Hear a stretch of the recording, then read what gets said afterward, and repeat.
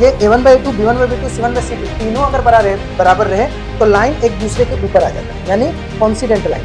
यहाँ पर बड़ा मजेदार क्वेश्चन था। अगर ये क्वेश्चन आ गया एग्जाम में तो एक क्वेश्चन 3 मार्क्स का है। y एक्सिस के लिए जो x का वैल्यू और y का वैल्यू आया उसका वैल्यू आप पुट कर सकते हैं किसी भी इक्वेशन में, वो आपको पूरी तरह से वेरीफाई कर देगा कि आपने सही बनाया कि गलत बनाया। इस 1 का लाइन, ये इक्वेशन 2 का लाइन और ये x एक्सिस, और यही तीनों मिलकर। हेलो बच्चों, कैसे हैं आप सब। एक नई वीडियो में आपका स्वागत है। तो आज हम लोग शुरू करने वाले हैं 3.1 एक्सरसाइज क्लास 10th का pair of linear equation in 2 variable.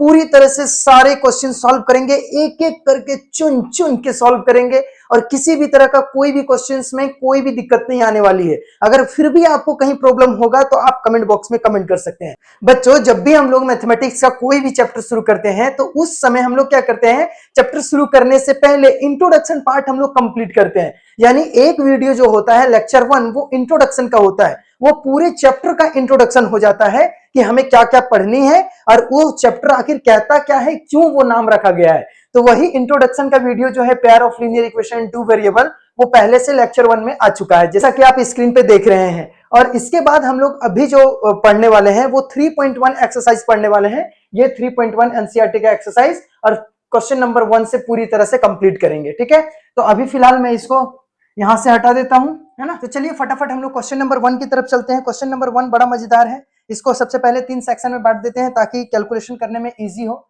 है ना, और आपको समझ भी आए कि कहाँ क्या हो रहा है। ठीक, तो चलिए क्वेश्चन नंबर 1 क्या कह रहा है बच्चों। तो क्वेश्चन नंबर 1 है, बोला है कि 10 students in class 10 took part in the mathematics quiz. बोल रहा है कि 10 बच्चे हैं जो स्टूडेंट्स हैं जो क्लास 10 में मैथमेटिक्स क्विज में भाग ले रहे हैं।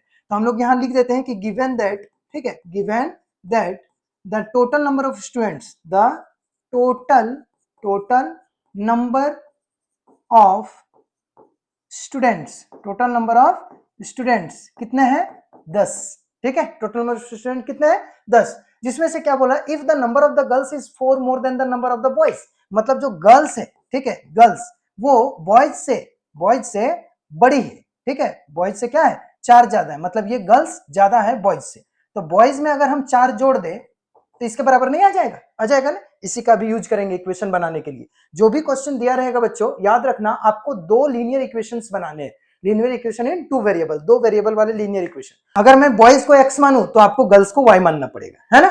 तभी हम लोग क्या कर सकते हैं, 2 वेरिएबल वाला इक्वेशन बना सकते हैं। तो चलिए फटाफट करते हैं। यहां लिखते हैं कि let the number of the girls, the number of the girls is equals to x and number of, या number of अच्छा से लिख देते हैं, and number of the boys is equals to y। ठीक है, बात क्लियर है। क्या लिखा, टोटल गिवन दैट, यहां पर दिया हुआ है क्या कि total number of the boys और गर्ल्स दोनों मिला के टोटल स्टूडेंट्स 10 है। मान लिया कि गर्ल्स की संख्या x है और बॉयज की संख्या कितनी है, y है। ठीक, यहां तक क्लियर है। अब अकॉर्डिंग टू क्वेश्चन दोनों मिलके कितना है, 10। तो सबसे पहला इक्वेशन तो यही बन गया, x + y = 10 बन गया कि नहीं। ठीक है, इसको इक्वेशन नंबर 1 बोल देते हैं। क्लियर है, तो यहां लिख देते हैं सबसे पहला इक्वेशन x + y = 10। ये पहला इक्वेशन है मेरा, है ना। अब दूसरे इक्वेशन के लिए देखते हैं। तो दूसरा इक्वेशन का कंडीशन दिया है कि यहां पर if the number of the girls is 4 more than the number of the boys, मतलब नंबर ऑफ द गर्ल्स जो है, गर्ल्स को क्या माने, x, number of the boys से 4 ज्यादा है, माने बॉयज को y माने थे, गर्ल्स को x माने थे। तो गर्ल्स जो है वो बॉयज से 4 ज्यादा है, तो बॉयज वाले में इसमें हम 4 जोड़ दें तो गर्ल्स के बराबर हो जाएगा। मतलब अगर हमको यहां पर x के बराबर लिखना हो y को, तो ऐसा ही नहीं लिख सकते। कब लिख सकते हैं, जब y में से 4 जोड़ देंगे। ठीक है, आप ही सोचिए, अगर गर्ल्स x है, ठीक है, मान के चलो गर्ल्स 10 है, तो बॉयज कितना होगा, 10 में से 4 कम पहले करेंगे ताकि तब ना बोलेंगे कि गर्ल्स 4 ज्यादा है। तो अगर गर्ल्स 10 है तो बॉयज 6 होगा पहले, और 6 में से अगर हम 4 जोड़ देंगे तो ई भी 10। बात समझने की कोशिश कीजिए। ठीक है, तो हमने क्या किया, गर्ल्स और बॉयज को बराबर कर दिया, जबकि गलत है, ऐसा नहीं होना चाहिए। ऐसा तब होगा जब इस बॉयज में हम 4 जोड़ देंगे। तो बॉयज में हमने क्या कर दिया, 4 जोड़ दिया। अब ठीक है, गर्ल्स और बॉयज बराबर हो गए। बात क्लियर है, ये इक्वेशन नंबर मेरा 2 हो गया। ठीक, अब फटाफट इक्वेशन नंबर 1 और 2 से क्या करते हैं, निकालने की कोशिश करते हैं। उसका क्या बोलते हैं, बॉक्स बनाते हैं और x और y का वैल्यू निकालते हैं कि आखिर नंबर ऑफ द बॉयज है कितना और गर्ल्स कितना है। लेकिन किस नियम से बनाएंगे, सब्स्टिट्यूशन मेथड या एलिमिनेशन मेथड, नॉर्मली या फिर ग्राफिकल मेथड। तो यहाँ पर साफ शब्दों में लिखा है कि find the solution in graphically, graphically बनाना है। सब्स्टिट्यूशन मेथड से और एलिमिनेशन मेथड से बहुत इजी है, तुरंत बन जाएगा, लेकिन जब क्वेश्चन में बोल दिया है कि ग्राफिकल मेथड से बनाना है तो आपको ग्राफिकल मेथड से बनाना है। एग्जाम में स्पेशली बोला जाएगा कि ग्राफिकल मेथड से बनाइए, तो आपको ग्राफिकल मेथड से ही बनाना है। बात समझ आ रही है? ना ही एलिमिनेशन का यूज करना है, ना सब्स्टिट्यूशन का यूज करना है, नहीं तो मार्क्स कटेंगे फिर, क्योंकि स्पेशली बोला गया है उसमें। बात समझ आ रही है? चलिए फटाफट करते हैं। तो यहाँ फ्रॉम इक्वेशन 1 से मैं क्या करता हूँ, यहाँ पर एक बॉक्स बना लिया, ठीक, एक बॉक्स बना लिया, ये इक्वेशन नंबर 1 है। यहाँ पे ऐसे कर दिया, ऐसे कर दिया, और इसको x लिख दिया, इसको y लिख दिया, ठीक है। अब यहाँ x और y में हम लोग क्या करेंगे, भरेंगे कि x बराबर कुछ रखते हैं, मान के चलो x बराबर कुछ भी, 0 की जगह हम कुछ दूसरा रखते हैं, चलो x बराबर 5 रख दिया, है ना। तो यहाँ लिखते हैं if x is equals to 5 लिखा, है ना, देन THEN, देन तब क्या हो जाएगा, y का वैल्यू क्या हो जाएगा, 5 plus y is equals to 10, कहे कि x का वैल्यू क्या रखे आप 5, तो यहाँ लिख दिया 5। तो y बराबर क्या हो जाएगा, प्लस y, यानी सिर्फ y बराबर इस 10 और प्लस y उधर चल जाएगा, प्लस 5, तो क्या हो गया 5, मतलब y का वैल्यू कितना आ गया 5, कब, जब x का वैल्यू आप 5 रखे तब। क्लियर है? तभी तो 5 5 10 बन गया, ठीक है। अब x का वैल्यू आप कुछ भी रख सकते हैं, ऐसा नहीं कि यही रखना है। चलिए अब x का वैल्यू और एक रख देते हैं, if x is equals to मान के चलो 3 रख दिया, ठीक। अब यहाँ पर x का वैल्यू क्या रख दिया 3 है ना। तो यहाँ पर क्या लिखूंगा बताओ, यहाँ पर लिखेंगे ना, then x is equals to x plus y is equals to कितना था 10, तो यहाँ पर x का वैल्यू क्या रख दिया हूँ 3, तो यहाँ लिखूंगा 3 plus y is equals to 10, तो y इज इक्वल्स टू क्या हो जाएगा 10 माइनस 3, यानी y is equals to value आ गया y बराबर 7, तो यहाँ y का वैल्यू 7 लिखेंगे, ठीक है। तो ये मेरा सबसे पहला दो कोऑर्डिनेट बन गया। अगर ग्राफ खींचेंगे तो x5 और 5 और 3 और 7 ये दो कोऑर्डिनेट में हम उसको डॉट करेंगे, ताकि उसमें ग्राफ खींचते समय हम वो पॉइंट मिला पाए, ठीक है। अब इक्वेशन नंबर 2 की बात करते हैं। 2 कहां है, x बराबर y प्लस 4 इसमें, तो यहां लिखते हैं फ्रॉम इक्वेशन 2, फ्रॉम इक्वेशन 2 क्या है, x is equals to y plus 4, x is equals to y plus 4, है ना। तो यहां पर लिखेंगे क्या, x का वैल्यू कुछ रख देते हैं, इसी तरह सबसे पहले बना लेते हैं इसको, है ऐसे करके इसको बनाते हैं, x यहाँ y यहाँ, x का वैल्यू मान के चलो, x का वैल्यू क्या 0, y का वैल्यू रखते हैं, क्योंकि इजीली मुझे y यहाँ पर दिख रहा है, तो लिखते हैं इफ x नहीं y, if y is equals to 0, y को 0 रख दिया, तो if y is equals to 0 रख दिया तो x इज इक्वल्स टू क्या हो जाएगा 0 प्लस 4, यानी y का x का वैल्यू 0, तो y इज इक्वल्स टू अगर मैं 0 रखा तो x का वैल्यू आ गया क्या 4। क्लियर है? अब y इज इक्वल्स टू कुछ और रखने की कोशिश कीजिए, क्या रखे बताइए, चलो -2 रखने की कोशिश करते हैं, इफ कुछ भी रख सकते हैं आप, -1 भी रख सकते हैं, इफ x बराबर -2, ठीक। तो यहाँ पर देखो x बराबर नहीं y बराबर, ताकि फिर इधर उधर करना ना पड़े, डायरेक्ट यहाँ पर लिखेंगे x निकल जाएगा, y बराबर -2 रखे, है ना। तो y बराबर -2 रखे तो क्या आएगा, देन यहाँ लिखेंगे, देन यहाँ पर भी लिख दीजिए, देन क्या हो जाएगा बताओ, x is equals to y का कितना रखे थे -2 और +4 जैसे का तैसे, तो -2 में +4 गया तो +2 बचा, है ना। x y बराबर -2 रखा, जिसकी वजह से x कितना आ गया +2। बात क्लियर है? तो मुझे 4 कोऑर्डिनेट मिल गए, पहला 5 5, दूसरा 3 7, तीसरा 4 0, चौथा 2 और -2। क्लियर है? अब चलिए हम लोग यहां से फिगर बनाने की कोशिश करते हैं, है ना, ग्राफ बनाते हैं। तो इधर मैं मिटा दे रहा हूं फिलहाल, है यहाँ पर हम लोग ग्राफ बनाने की कोशिश करते हैं, जो कोऑर्डिनेट मुझे मिला है उसकी मदद से। तो सबसे पहला मैं x एक्सिस और y एक्सिस यहाँ बना लेते हैं, एक x एक्सिस खींच दिया और एक y एक्सिस खींच दिया, ये x एक्सिस हो गया और ये y एक्सिस हो गया। मुझे कहां तक जाना है, 7 तक पॉइंट आया है तो 7 तक जाना है, ठीक। तो यहाँ हम सबसे पहले 7 तक पॉइंट को ड्रॉ कर लेते हैं अच्छे से, ठीक है। चलो फटाफट ड्रॉ करते हैं 7 तक, 1 2 3 4 5 6 7, 1 2 3 4 5 6 7, 1 2 3 4 5 6 7।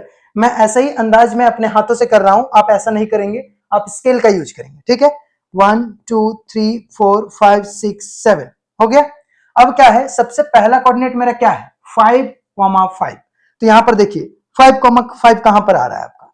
इसके बाद हमें इसको देखना है कि यहां पर कोऑर्डिनेट क्या है, तो कोऑर्डिनेट x एक्सिस में 5, y एक्सिस में 5, तो x एक्सिस में 5 गिनो, 1 2 3 4 5 यहां, है ना, इसकी सीध में हम लोग ऊपर जाएंगे, और y एक्सिस में 5, 1 2 3 4 5 यहां, ठीक है, तो इसकी सीध में हम लोग इधर आएंगे।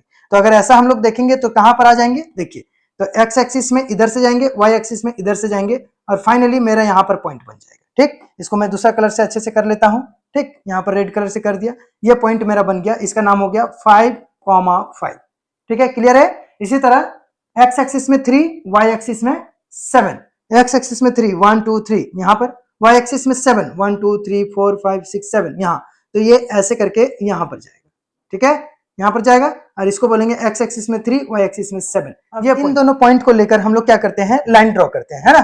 तो लाइन ड्रॉ करते हैं इन दोनों पॉइंट को लेकर, तो डायरेक्ट हम लोग इस लाइन के शेप में चलाते हैं पहले। ठीक, मैंने एक लाइन का शेप ले लिया, और ई वाला और ई वाला दोनों मिला के हम लोग ड्रॉ करेंगे, तो कुछ ऐसा जाएगा, है ना, कुछ ऐसा जाएगा लाइन।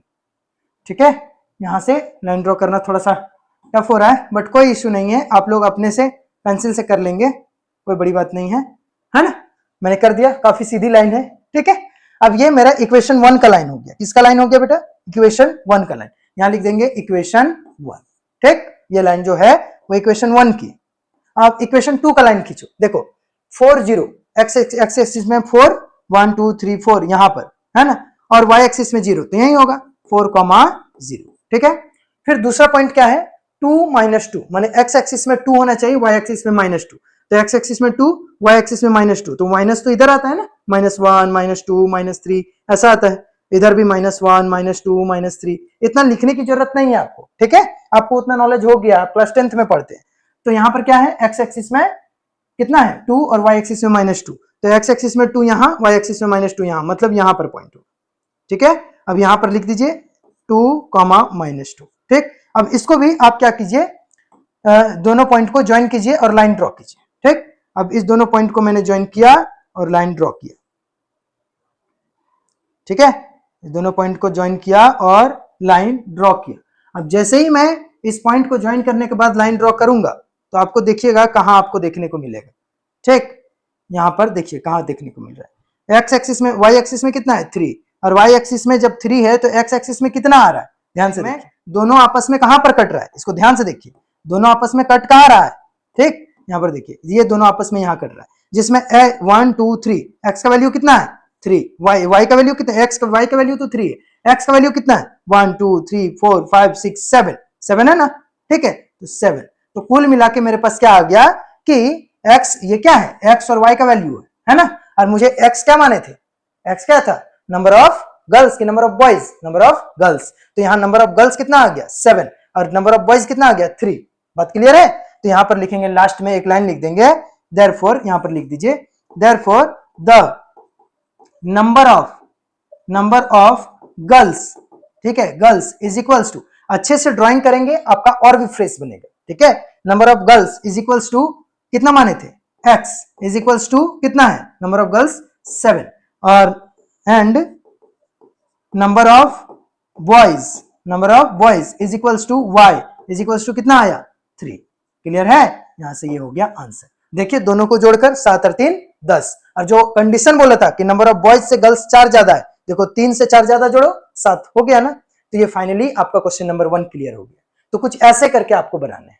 ठीक है, इसको कंप्लीट कर लीजिए, फिर हम लोग नए क्वेश्चन की ओर चलते हैं। थोड़ा सा टाइम लगेगा इसमें, क्योंकि आपको ग्राफ बनाना है, ये बॉक्स बनाना है, थोड़ा सा टाइम लगेगा, लेकिन है बड़ा इजी। ठीक है, फटाफट हम लोग कंप्लीट करेंगे। चलिए बिना देरी किए क्वेश्चन नंबर 2 की ओर आगे बढ़ते हैं। क्वेश्चन नंबर 2 बड़ा शानदार क्वेश्चन है, पेंसिल और पेन के बारे में बताया गया है। ठीक है, चलिए क्वेश्चन पढ़ते हैं। 5 पेंसिल और 7 पेन का कॉस्ट 50 रुपए है, 7 पेंसिल और 5 पेन का कॉस्ट 46 रुपीज है। तो फाइंड कीजिए 1 पेंसिल और 1 पेन का कॉस्ट क्या होगा। ठीक है, बड़ा शानदार है। अगर मैं एक पेंसिल का बोलूं x रुपीज, तो 5 पेंसिल का क्या होगा 5x, और एक पेन का बोलूं अगर y रुपीज, तो 7 पेन का क्या होगा 7 पेन का 7y, और दोनों को जोड़ दूं तो 50 रुपए नहीं आ जाएगा, तो इक्वेशन 1 बन गया। इसी तरह इक्वेशन 2 भी बना लेंगे। बात समझ आ रही है। और जब इक्वेशन 1 और 2 बना लेंगे तो उसका बॉक्स बनाएंगे इस तरह से, और फिर x और y निकालेंगे, और फिर ग्राफिकल मेथड से हम उसे क्या करेंगे, इक्वेशन x और y का वैल्यू निकाल लेंगे, जहां पर दोनों आपस में टच करेगा इस तरह से, वहां पर जो भी x का वैल्यू होगा वो पेंसिल का कॉस्ट हो जाएगा, और जो भी y का वैल्यू होगा वो पेन का कॉस्ट हो जाएगा। बस यही करना है आपको भी। चलिए फटाफट स्टेप फॉलो करते हैं। एक चीज ध्यान दीजिएगा कि इसको सब्स्टिट्यूशन और एलिमिनेशन मेथड से नहीं बनाना है, क्योंकि क्वेश्चन में पूरी तरह से दिया गया है कि ग्राफिकल मेथड से आप सॉल्व कीजिए, तो ग्राफिकल मेथड यूज करना है। नहीं तो अभी तक हम सब्स्टिट्यूशन और एलिमिनेशन मेथड यूज करके अभी तक आंसर ला चुके होते हैं हम लोग। ठीक है, तो अगर बोलेगा स्पेशली एग्जाम में कि ग्राफिकल मेथड यूज करना है, तो ग्राफिकल ही यूज कीजिएगा, नहीं तो फिर मार्क्स नहीं मिलेंगे। मैं खुद कॉपी चेकिंग में गया हूं, तो मुझे पता है कि उस तरह के अगर कोई बच्चा बना देता है तो उसको मार्क्स नहीं मिलता है। थोड़ा बहुत अगर हाँ नहीं आ रहा हो तो थोड़ा बना दीजिए, 1-2 मार्क्स मिल जाएंगे, लेकिन जितना फुल मार्क्स है वो नहीं आपको मिलेगा। चलिए फटाफट कोशिश करते हैं। तो यहाँ पर लिख लेते हैं 5 पेंसिल में सबसे पहले लिखते हैं कि let the cost of one pencil, the cost of one pencil is equals to क्या है, ₹X। ठीक है, कोई डाउट? फिर लिखेंगे and the cost of one pen is equals to ₹Y। ठीक है, एक पेंसिल का X है और एक पेन का Y है। अब अकॉर्डिंग टू क्वेश्चन हम लोग को क्या करना है, अकॉर्डिंग टू क्वेश्चन यहाँ पर देना है। ठीक है, मैं 3 पार्टीशन में किया हूं, अभी आप पहले इसको देखेंगे, फिर यहाँ आएंगे, फिर यहाँ पर आएंगे। ठीक है, तो सबसे पहले अकॉर्डिंग टू क्वेश्चन में हम लोग देखेंगे कि कितना पेंसिल बोला था 5, तो यहाँ लिखेंगे 5x प्लस कितना पेन बोला था 7, तो 7y इज इक्वल्स टू कितना रुपया लगा उसको, 50 रुपया। ठीक, पहला इक्वेशन यहां लिख देंगे, ये इक्वेशन नंबर 1 मेरा। ठीक है, अब क्या करेंगे, एंड लिखेंगे और फिर दूसरा इक्वेशन। तो दूसरा इक्वेशन में क्या बोला, 7 पेंसिल और 5 पेन, तो यहां लिखेंगे 7x plus 5y is equals to कितना रुपीस, 46 रुपीस, है ना। कितना रुपीस है, 46। ये इक्वेशन नंबर 2 है। क्लियर है यहां तक, कोई डाउट नहीं है ना। अब जब इक्वेशन 1 और 2 मुझे मिल गया, तब इसका बॉक्स बनाना भी शुरू कीजिए। ठीक, यहां लिखते हैं फ्रॉम इक्वेशन 1। ठीक है, फ्रॉम इक्वेशन 1, तो 1 क्या है, 5x plus 7y is equals to 50, यही ना है। अब इसका बॉक्स इस तरह से बनाएंगे और एक एक करके इस पे फिल करने की कोशिश करेंगे x और y का वैल्यू। अब यहां पर बहुत एक अच्छे से एक चीज समझने की जरूरत है कि आपको x का वैल्यू और y का वैल्यू क्या रखना है। बहुत लोग बोलेंगे 0 रख दो। एक बात बताइए, अगर मैं यहां पर 0 रख देता हूं तो 5 इंटू 0 बराबर क्या हो जाएगा, 0। तो क्या 7 मल्टीप्लाई में है, इधर आ जाएगा तो डिवाइड में हो जाएगा ना। तो क्या 7 50 से कटेगा, नहीं कटेगा, फ्रैक्शन में आ जाएगा, पॉइंट में आ जाएगा। तो ऐसे नहीं करना है, ये नहीं कि 0 रख दिए, हर बार 0 रख दिए, वैसा नहीं करना है। आपको ऐसे नंबर लिखना है जिसकी वजह से ये यहां पर अगर सब्ट्रैक्ट हो तो ये होल नंबर में आए, गोटा नंबर में आए। ठीक है, फ्रैक्शन में ना आए, पॉइंट में ना आए, ऐसा नंबर में आए, ताकि ये पूरी तरह से कटे तो होल नंबर में आए। बात समझ आ रही है, मतलब इसको ऐसा रखना है जिसकी वजह से 7 का टेबल बन जाए। तो देखिए आपको समझ आ रहा होगा थोड़ा बहुत, लेकिन अभी और समझ में आ जाएगा जब इसमें हम लोग फिल करेंगे। तो यहाँ देखिए, यहाँ क्या है, 5x plus 7y is equal to 50। अगर मैं x का वैल्यू 1 रखता हूं तो 5 इकाई 5, 5 1 जा 5। अगर इधर लाऊंगा तो क्या हो जाएगा, 45 बन जाएगा। तो 45 7 के टेबल में आता है, नहीं आता है। 2 रखता हूं, नहीं होगा। 3 रखता हूं, 5 3 जा 15, 15 अगर इधर आ जाएगा तो 35 बचेगा, माइनस होगा ना भाई, तो 35 बचेगा। 35 को 7 से के टेबल से जाता है, 7 5 35, हाँ हो जाएगा। मतलब x का वैल्यू 3 रखने पर मेरा काम बन रहा है। ठीक है, थोड़ा सा सोचना होगा आपको, अपने से तरीके से सोचना होगा। ठीक है, कि क्या रखूं x का वैल्यू। तो चलो फटाफट लिखता हूं यहां पर कि लेट x का वैल्यू, यहां पर लिखते हैं कि if x is equals to 3, मैंने x का वैल्यू 3 रखा है ना। तो जैसे ही मैंने x का वैल्यू 3 रखा यहां पे, तो y क्या हो गया देखो, देन यहां पर 3 रखता हूं, 5 into 3 plus 7y is equals to 50 हो गया। अब यहाँ 5 3 जा 15 प्लस 7y, 15 प्लस 7y, यहाँ अच्छा से लिख देता हूँ, 15 plus 7y is equals to कितना हो गया, 50। कोई डाउट यहाँ पर है ना, नहीं होगा। अब 15 प्लस में उधर जाएगा तो माइनस में हो जाएगा, तो यहाँ लिखेंगे क्या, इस तरह से 7y is equals to 15 minus 50 minus 15 हो गया। फिर यहाँ पर क्या लिखेंगे, 7y इज इक्वल्स टू 45, 50 में 15 गया तो 35, तो y इज इक्वल्स टू कितना हो गया बाबू, 35/7। अब 7 से तो आराम से कट जाएगा, नहीं कटेगा, 7 1 जा 7, 7 5 जा 50, 35 हो गया। अब यहाँ पर क्या करेंगे, y का वैल्यू कितना आ गया बाबू, 5। तो ऐसे ऐसे यहाँ पर लिख दीजिए। तो जैसे ही मैंने x का वैल्यू 3 रखा, y का वैल्यू 5 आ गया। क्लियर है, ये एक कोऑर्डिनेट हो गया, x इज इक्वल टू 3 और y इज इक्वल टू 5। ठीक है, चलिए इसके बाद हमें और एक यहाँ पर कोऑर्डिनेट बनाना होगा, और एक कोऑर्डिनेट बनाने के लिए हमें y का वैल्यू कुछ ना कुछ रखने की जरूरत है। अब हम लोग y का वैल्यू कुछ अलग सा रखते हैं। ठीक है, y का वैल्यू अगर मैं रख दूं, y का वैल्यू 0, ठीक है, तो y इंटू 0 बराबर क्या हो गया, पूरी तरह से 0। यहाँ लिख देते हैं if y is equal to 0, है ना, देन तब क्या हो जाएगा बताइए, तो यहाँ लिखे देन, तो y इज इक्वल टू 0, तो यहाँ लिखेंगे 5x का 5x जैसे का तैसे plus 7 into 0 is equal to 50 हो जाएगा। तो 5x जैसे के तैसे, और यहाँ 7 इंटू 0 बराबर 0, ये प्लस 0 इज इक्वल टू 50। तो अब 0 का तो कोई वैल्यू रहा नहीं, तो 5x बराबर क्या आ गया, 50, है ना। तो x बराबर क्या आ गया 50/5, 5 से काटो, 5 एकम 5, 5 दाई के 10, मतलब यहाँ पर आ गया x का वैल्यू 10। जैसे ही हमने y इज इक्वल टू 0 रखा तो x का वैल्यू क्या आ गया 10 आ गया। बात क्लियर है। अब मुझे होल नंबर मिल गया तो फिर मुझे क्या करना पड़ेगा, उस तरह से जब हम लोग इक्वेशन बनाएंगे, ठीक है, लाइन का इक्वेशन ड्रॉ करेंगे तो एग्जैक्टली मुझे ड्रॉ करने में इजी होगा। बात समझ आ रही है। अब इक्वेशन 1 के लिए काम हो गया, अब इक्वेशन 2 के लिए तो यहां लिखेंगे फॉर द इक्वेशन 2, यहां लिखिए फॉर द इक्वेशन 2, ठीक है। इक्वेशन 2 के लिए अब हम लोग करते हैं। इक्वेशन 2 क्या है 7x plus 5y is equal to 46, है ना। अब इसका भी बॉक्स बनाते हैं यहाँ पर, ठीक, फटाफट बॉक्स बना लेते हैं। चलो बॉक्स बना लिया। अब इस बॉक्स में x और y लिख देते हैं, x लिख दिया, y लिख दिया।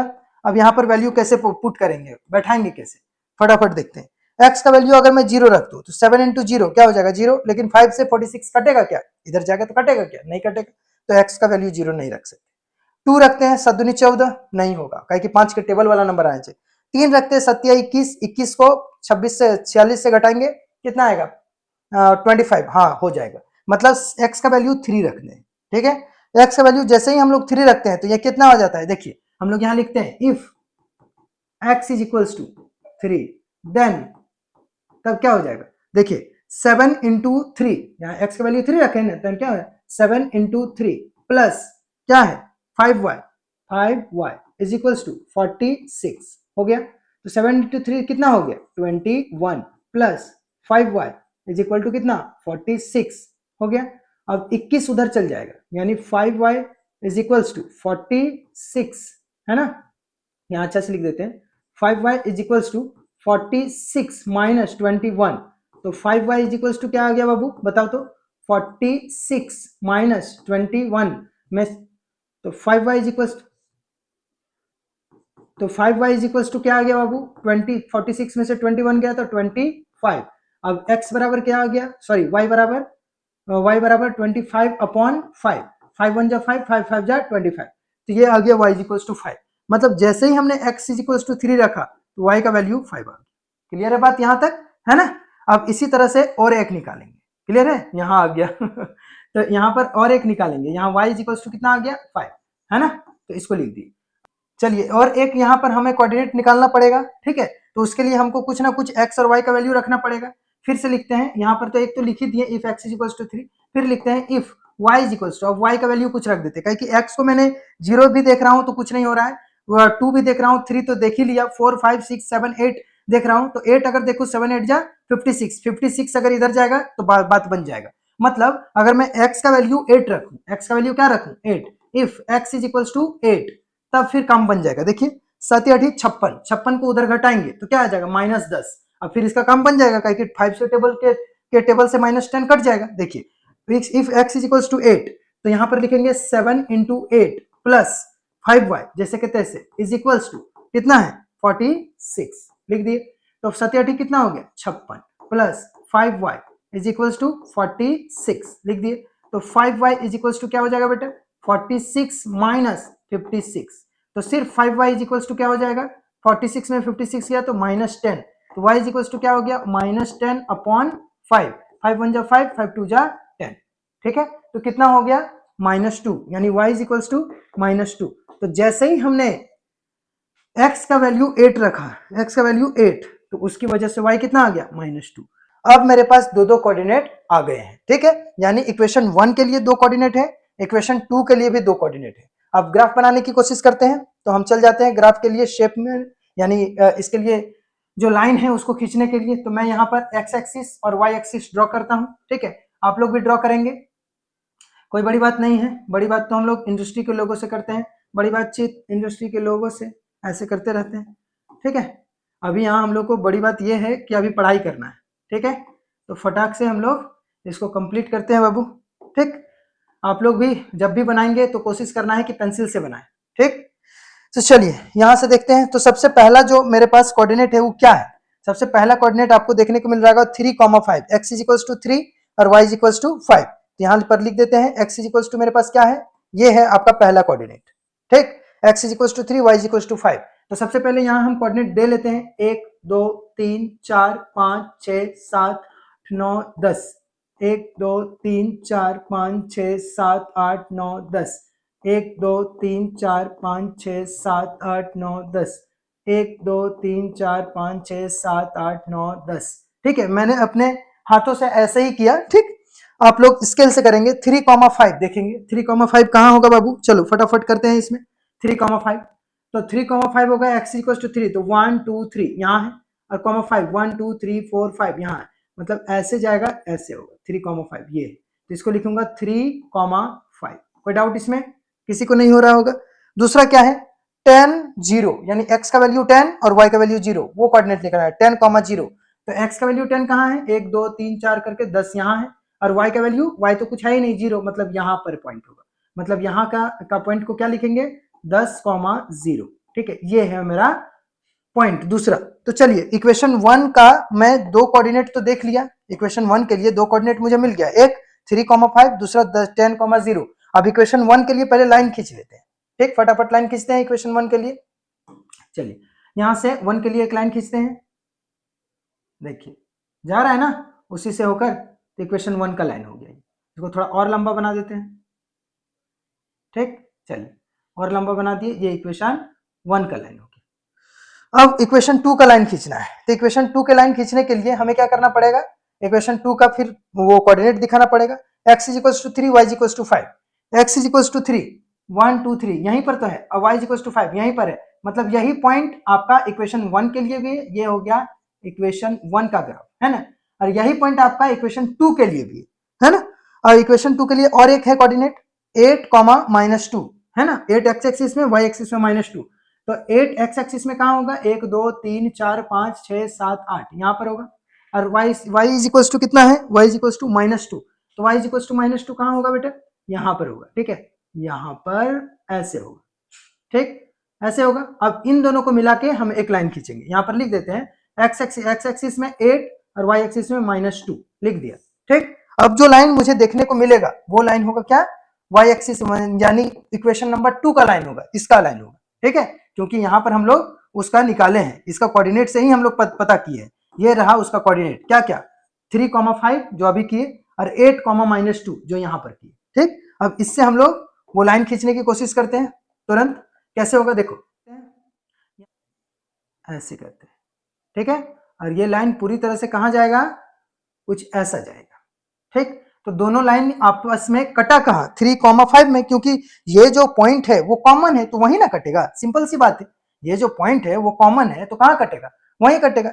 इसीलिए ये जो लाइन बना, ठीक है, ये जो लाइन इक्वेशन नंबर 2 का लाइन, ठीक, और ये इक्वेशन नंबर 1 का लाइन, दोनों आपस में कटा एक ही पॉइंट पे, ये इस पॉइंट पे, जिसका नाम है 3,5, और यही है x, y का वैल्यू।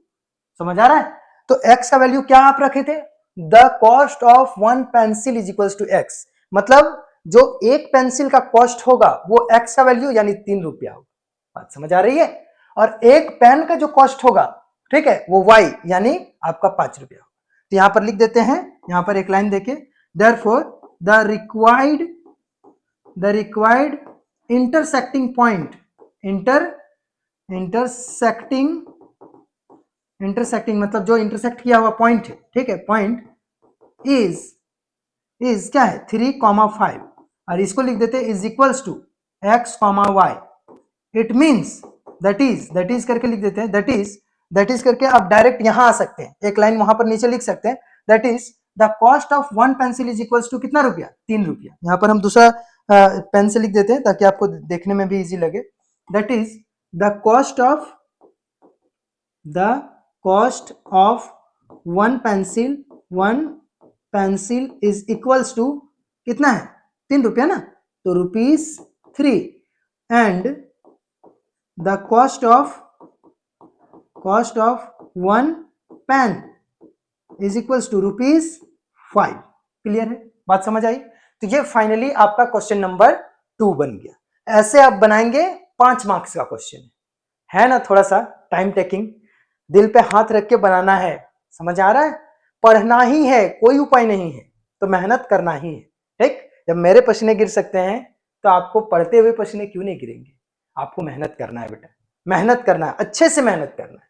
ठीक है, तो ये क्वेश्चन नंबर 1 और 2 बड़ा मजेदार क्वेश्चन था। अगर एग्जाम में आएगा तो आपको इसी वे में बनाना पड़ेगा। ठीक, पहले क्या किए, दोनों इक्वेशन निकाले, दोनों इक्वेशन के लिए कोऑर्डिनेट निकाले, और कोऑर्डिनेट निकालने के लिए किस तरह से हम लोग काम करते हैं वो भी आपने देख लिया। ठीक है, ताकि मेरा होल नंबर आए कि वहां पर दिखाने में इजी हो। उसके बाद फिर ग्राफ खींचे, ग्राफ जहां पर दोनों इक्वेशन 1 और 2 का लाइन टच करेगा वही जो कोऑर्डिनेट होगा एक्स का वैल्यू, ठीक है, और वाई का वैल्यू वही आपका रिक्वायर्ड वैल्यू होगा जो आपको मांगा गया है।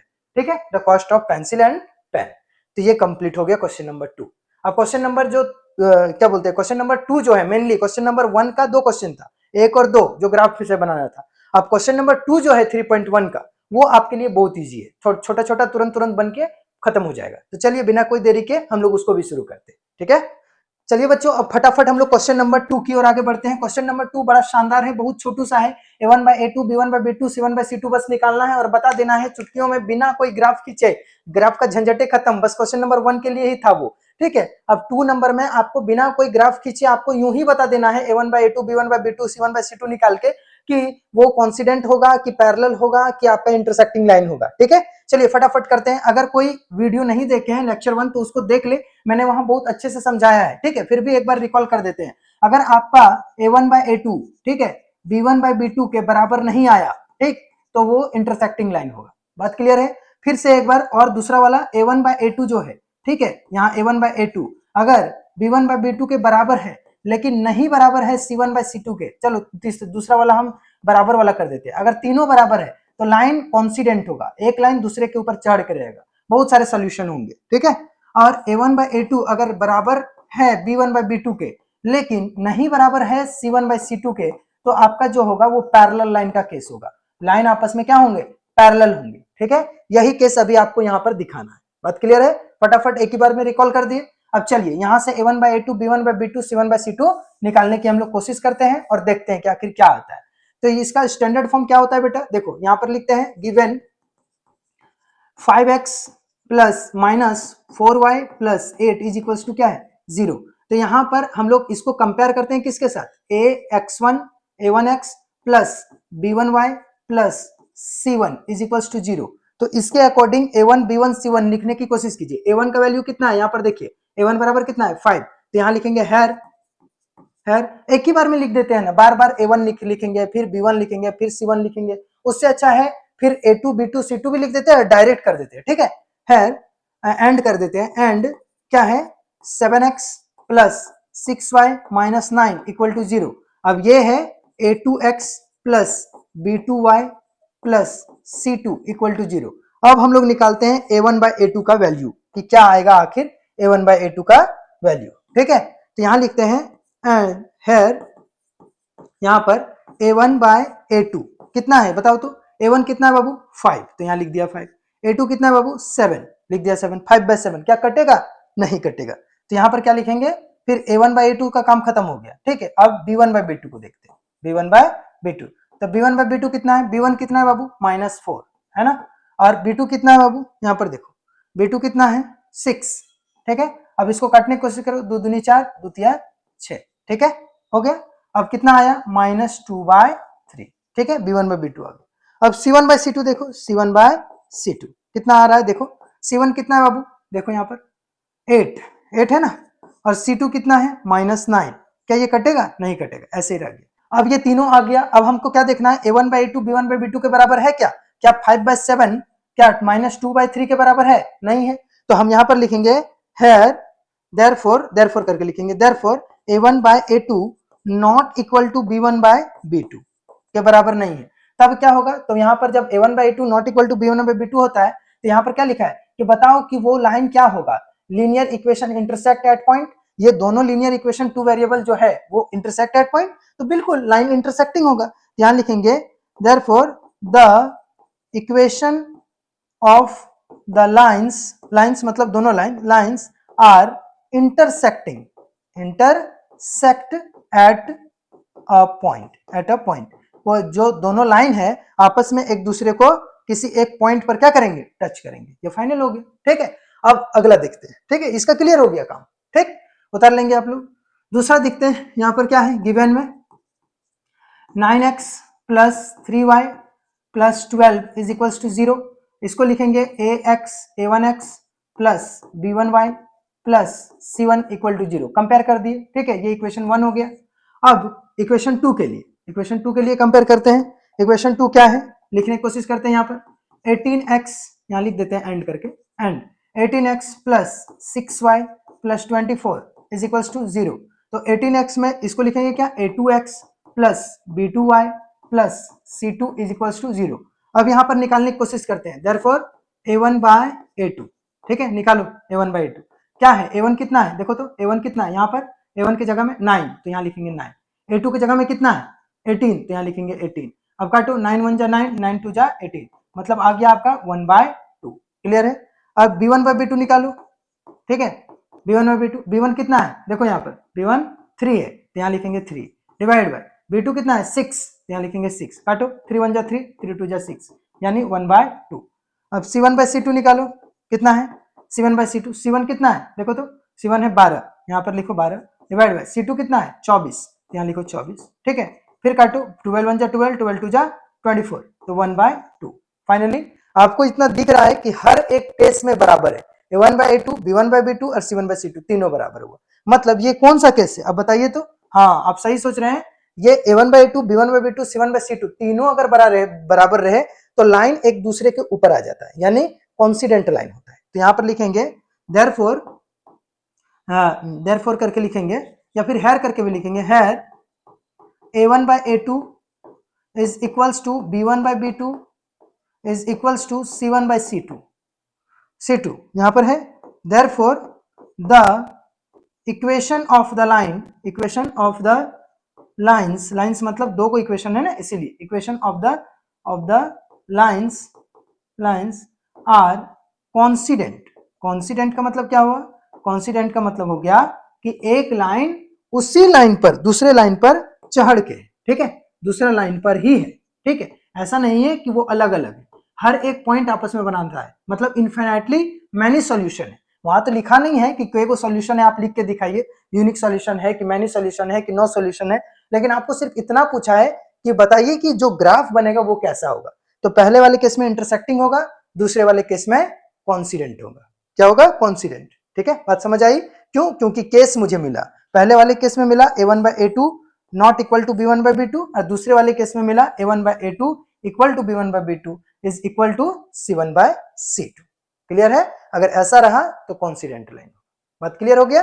चलिए क्वेश्चन नंबर 2 भी हो गया। अब क्वेश्चन नंबर 3 की ओर आगे बढ़ते हैं। 6x minus 3y plus 10 equal to 0, फिर है 2x, तो इसको भी कंपेयर कर लेते हैं, a1x plus b1y plus c1 equal to 0, ठीक, ये इक्वेशन 1 हो गया। इक्वेशन 2 के लिए एंड लिखते हैं, है ना, और इक्वेशन 2 को अलग कलर से लिख देते हैं, यहाँ पर 2x minus y plus 9 equal to 0, यहाँ a2x plus b2y plus c2 equal to 0। अब यहाँ पर देखिए a1 बाय a2 निकालना है, ठीक, फिर b1 बाय b2 निकालना है, ठीक, चलो फटाफट करते हैं। यहाँ पर a1 by a2, b1 by b2, a1 by a2, a1 कितना है बेटा, देखो तो a1 कितना है 6, यहाँ 6 लिख दिया, a2 कितना है 2 लिख दिया, तो कितना आ गया 2 1 जा 2, 2 3 जा 6, मतलब 3/1। फिर b1 कितना है बाबू -3 लिख दिया, है ना, फिर b2 कितना है बाबू -1 लिख दिया, माइनस माइनस कट गया, कितना आ गया 3/1। क्लियर है। अब c1 बाय c2, यहाँ पर एक लाइन दे देते हैं, c1 बाय c2, तो c1 बाय c2 क्या है, देखो c1 कितना है, यहाँ पर c1 कितना है 10, तो यहाँ लिख दिया 10 डिवाइड बाय c2 कितना है 9, तो लिख दिया 9, है ना, तो क्या आ गया, ये तो कुछ कटेगा ही नहीं, 10/9। तो हम क्या देखते हैं, यहाँ लिख दो हैर a1 बाय a2 बराबर है किसके साथ, यहाँ पर लिखते हैं a1 बाय a2 जो है वो बराबर है b1 बाय b2 के, बराबर है ना, लेकिन नहीं बराबर है किसके साथ, c1 बाय c2 के। अगर ऐसा केस आता है, ठीक है, कि c1 बाय c2 के बराबर नहीं हुआ लेकिन a1 बाय a2 के बराबर है, तो क्या होगा, the equation of the lines are क्या होगा, पैरेलल, मतलब जो लाइन बनेगा इक्वेशन 1 का लाइन और इक्वेशन 2 का लाइन आपस में क्या होगा, एक दूसरे के पैरेलल होगा, ऐसा होगा जो हम ग्राफ खींचेंगे वो। क्यों, क्योंकि इसका कंडीशन ये आया, जो कंडीशन यहाँ पर दिखाया गया है कि a1 by a2 equal to b1 by b2 लेकिन not equal to c1 by c2। बात क्लियर हो गया। तो यही चीज आपको करना है, ठीक, आपको ये क्वेश्चन दे देगा और बोलेगा कि बताओ वो कौन सा इक्वेशन, जो इक्वेशन ऑफ द लाइन होगा वो क्या होगा, यही ऑप्शन रहेगा, एमसीक्यू में भी रहेगा। तो आपको ये चीज करके रफ में देखना होगा कि पैरेलल होगा कि इंटरसेक्टिंग होगा कि कोइंसिडेंट होगा। क्लियर है, हो जाएगा। आगे बढ़ते हैं क्वेश्चन नंबर 3 की ओर। On comparing the a1 by a2, b1 by b2, c1 by c2, find out the whether of the following pairs of linear equation are consistent और इनकंसिस्टेंट। देखो, अगर आप लेक्चर 1 नहीं देखे हैं तो बार बार बोल रहे हैं कि लेक्चर 1 पहले देख लीजिए, क्योंकि उसमें कंसिस्टेंट और इनकंसिस्टेंट का भी केस बताया है। एक बार यहां पर भी हम लोग चर्चा कर लेते हैं। जो लाइन आपस में एक दूसरे को क्रॉस करेगा, यानी पॉइंट मिलेगा, इंटरसेक्टिंग पॉइंट, उसको कंसिस्टेंट के केस में वो आता है। यानी a1 by a2 b1 by b2 के बराबर नहीं होगा तो वो कंसिस्टेंट केस होगा। ठीक है, और एक चीज, अगर लाइन आपस में कोइंसिडेंट होगा, यानी a1 by a2 equal to b1 by b2 equal to c1 by c2, ठीक है, ये केस मिला आपको, तो भी लाइन कोइंसिडेंट होगा। बात क्लियर है। लेकिन अगर ई वाला चीज आ गया आपको, पैरेलल वाला केस, ठीक है, a1 by a2 b1 by b2 के बराबर नहीं है, बराबर है लेकिन c1 by c2 के बराबर नहीं है, तो आपको आएगा पैरेलल लाइन का केस, और ये होगा इनकंसिस्टेंट। क्या होगा? इनकंसिस्टेंट, इनकंसिस्टेंट होगा। बात क्लियर है। तो क्या आपने समझा? इंटरसेक्टिंग और कोइंसिडेंट लाइन कंसिस्टेंट होता है और पैरेलल लाइन वाला केस इनकंसिस्टेंट होता है। क्लियर हो गया? चलो फटाफट इसको सॉल्व करते हैं। ठीक, कैसे सॉल्व करेंगे? क्वेश्चन नंबर 1 सॉल्व करते हैं। 3x plus 2y is equals to 5 है ना। अब ये जो 5 है उसको इधर कर दूं तो ये स्टैंडर्ड फॉर्म में आ जाएगा, 3x plus 2y minus 5 is equals to 0। ये हो गया आपका इक्वेशन 1। ठीक है, अब अगर इसको कंपेयर करना है तो आप इसको a1 a2 यानी a1x है ना plus b1y plus c1 is equals to 0 के फॉर्म पे कंपेयर कर सकते हैं कि कौन सा a1 है, कौन सा b1 है, कौन सा c1 है। अभी आएगा लिखने के लिए तब। ठीक है, इसी तरह से हम लोग एंड करके दूसरे वाले को भी लिख लेते हैं। ठीक है, यहाँ पर दूसरा क्या है, 2x minus 3y is equals to 7। इस 7 को इधर लेके आ गए तो क्या बन गया, 2x minus 3y minus 7 equal to 0। ये इक्वेशन नंबर 2। इसको भी कंपेयर करते हैं इसी के साथ। ठीक है, क्या नाम है इसका, इसका नाम दे देते हैं, इसका इक्वेशन 1 का नाम दिया a1x b1y, इसका a2x plus b2y plus c2 equal to 0। अब फटाफट यहाँ पर a1 by a2 b1 by b2 c1 by c2 निकालते हैं। ठीक है, चल यहाँ शुरू करते हैं। a1 by a2 क्या आ रहा है, देखो तो a1 कितना है, यहाँ पर देखो a1 कितना है 3, तो यहाँ लिखेंगे 3 डिवाइड बाय a2 कितना है, तो a2 कितना है 2, तो लिखेंगे 2, तो 3/2 हो गया, ये कटेगा ही नहीं। b1 by b2 देखते हैं, b1 by b2, तो b1 by b2, b1 कितना है 2, तो यहाँ लिख दिए 2, b2 कितना है, b2 यहाँ पर है -3, तो यहाँ लिख दिए -3। हो गया, कुछ कटेगा नहीं कटेगा। c1 by c2 देखते हैं, c1 by c2, c1 कितना है -5, तो यहाँ लिख दिए -5। ठीक है, और c2 कितना है बाबू देख लो, c2 है कितना 7 -7, तो यहाँ लिख दिए -7। वैसे माइनस माइनस कट जाएगा, बचेगा क्या 5/7। तो आप देख सकते हैं यहाँ पर a1 by a2 b1 by b2 और c1 by c2 तीनों हमने निकाल चुका है। ठीक है, और ये तीनों देखने के बाद पता चल रहा है कि ना तो a1 by a2 बराबर है b1 by b2 के, ना c1 by c2 के बराबर है। तो जब a1 by a2 बराबर है ही नहीं, ठीक है, तो फिर आगे की कोई बात ही नहीं हुआ। मतलब हम यहाँ पर लिखेंगे here a1 by a2 not equal to b1 by b2। जब इक्वल टू नहीं हुआ तो हम क्या कह सकते हैं, तब हम कह सकते हैं कि इक्वेशंस क्या है, कंसिस्टेंट है। कंसिस्टेंट के 2 नियम अभी हम आपको बताए। ठीक है, क्या क्या, इंटरसेक्टिंग लाइन का केस और कोइंसिडेंट लाइन का केस। तो ये कौन सा लाइन का केस आया, इंटरसेक्टिंग का। तो यहाँ लिखेंगे a1 by a2 not equal to b1 by b2, therefore the given equations, यहाँ लिखा है ना कि गिवन इक्वेशंस आर कंसिस्टेंट और नॉट, तो given equations are consistent, consistent हो गया। ठीक, कोई दिक्कत नहीं। फटाफट क्वेश्चन नंबर 2 की ओर आगे बढ़ते हैं। क्वेश्चन नंबर 2 भी इसी तरह है, लिख लेते हैं यहाँ पर, given 2x minus 3y is equals to 8। 8 को इधर कर देते बेटा, क्या हो जाएगा 2x minus 3y minus 8 equal to 0 हो गया। अब इसको a1 by a2 b1 by b2 से कंपेयर कर देते हैं, है ना। यहाँ पर लिख लेते हैं a1x plus b1y plus c1 equal to 0। ठीक है, ये इक्वेशन नंबर 1। ठीक, इसको अगर आप चाहे तो कंपेयर कर सकते हैं, यहाँ लिख सकते हैं कंपेयर। ठीक है, क्योंकि जब भी हम लोग लिखते हैं तो A1 की जगह में इसको लिखते हैं, इसीलिए। अब नहीं चाहते हैं तो नहीं भी लिख सकते हैं, वो आपका मर्जी, आपको देखने में इजी होगा इसीलिए मैं कर रहा हूँ, ठीक। अब दूसरा इक्वेशन लिखते हैं, यहाँ पर क्या है 4x minus 6y is equals to 9, है ना, इक्वल टू 9। अब ये 9 को इधर ले आते हैं तो क्या हो जाएगा 4x minus 6y minus 9 equal to 0। अब ये क्या हो गया, इसको लिखेंगे क्या a2x plus b2y plus c2 equal to 0, ठीक है।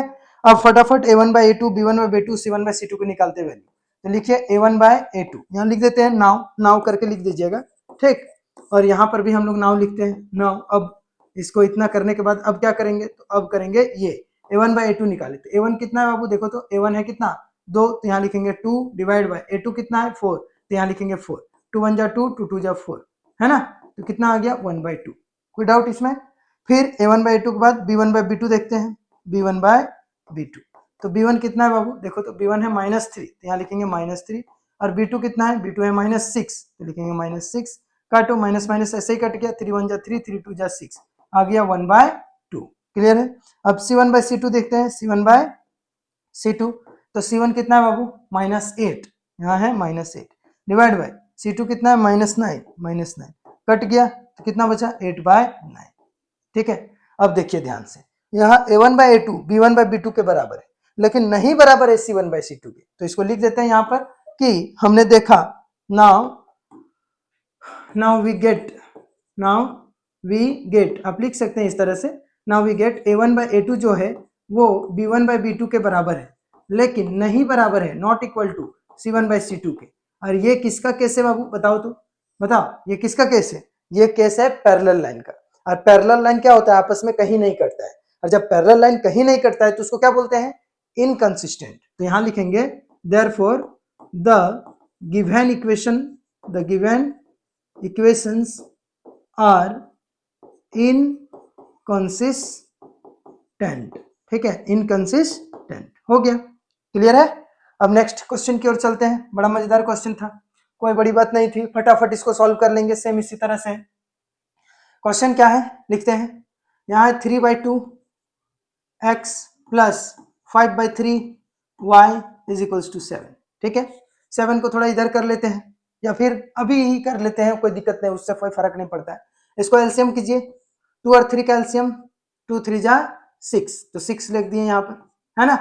2 3 जा 6 3 बार में गया, 3 को फिर 3 से गुना करेंगे, 3 3 जा 9x माइनस 3 2 जा 6 2 बार में गया, 2 को 5 से गुना करेंगे, 5 दूनी 10, ठीक है, 10y इज इक्वल्स टू 7। यहाँ कुछ नहीं तो 1 दे सकते हैं। अब इसको हम लोग क्या करते हैं बताइए, क्रॉस मल्टीप्लीकेशन ऐसे करते हैं कि नहीं करते हैं, तो कैसे कर दीजिए, 1 को करेंगे तो क्या आ जाएगा बाबू 9x plus 10y is equals to, 6 को करेंगे 7 के साथ, 7 6 जा 6 7 42 42, और 42 इधर आ जाएगा तो क्या आ जाएगा 9x प्लस 10y, है ना, माइनस 42 इक्वल टू 0। ये हो गया मेरा पहला इक्वेशन। क्यों, क्योंकि आप बोलेंगे सर इसको a1 नहीं मान सकते थे, इसको a2 नहीं मान सकते थे, बिल्कुल मान सकते थे, कोई दिक्कत नहीं, लेकिन मेरा स्टैंडर्ड फॉर्मूला क्या है, ax plus by plus c is equals to 0। यहाँ पर किसी भी तरह का कोई रैशनल नंबर वाला टर्म तो है नहीं, रैशनल नंबर का टर्म है नहीं है, तो जब रैशनल नंबर का टर्म नहीं है तो रैशनल नंबर वाले अगर क्वेश्चंस दिए रहेंगे तो उसको हम कैसे बोल दे, उसको नॉर्मल इस तरह से बनाने की हम लोग कोशिश करेंगे। जब इस फॉर्मेट में बदल जाएगा तब फिर हम लोग आगे बढ़ेंगे, ठीक है। तो चलो फटाफट करते हैं, ये इक्वेशन नंबर 1 हो गया। यहाँ अगर आप चाहे तो a1x b1y c1 लिख सकते हैं, यहाँ लिख दीजिए a1x plus b1y plus c1 equal to 0। Compare जब करेंगे a1 by a2 b1 by b2 तो यहाँ इजी रहेगा आपके लिए समझना, ठीक है। यहाँ एंड लिखते हैं और फिर दूसरा क्वेश्चन लिखते हैं, 9x दूसरा कलर से लिख देते हैं ताकि इजी लगे देखने में, ठीक है। 9x minus 10y is equals to 14, ठीक है। अब इसको इक्वेशन नंबर 2 मान लेंगे, और ये जो 14 है इसको इधर भी तो ला सकते हैं, उसके बाद इक्वेशन नंबर 2 मानते हैं, तो लिखेंगे 9x minus 10y minus 14 equal to 0।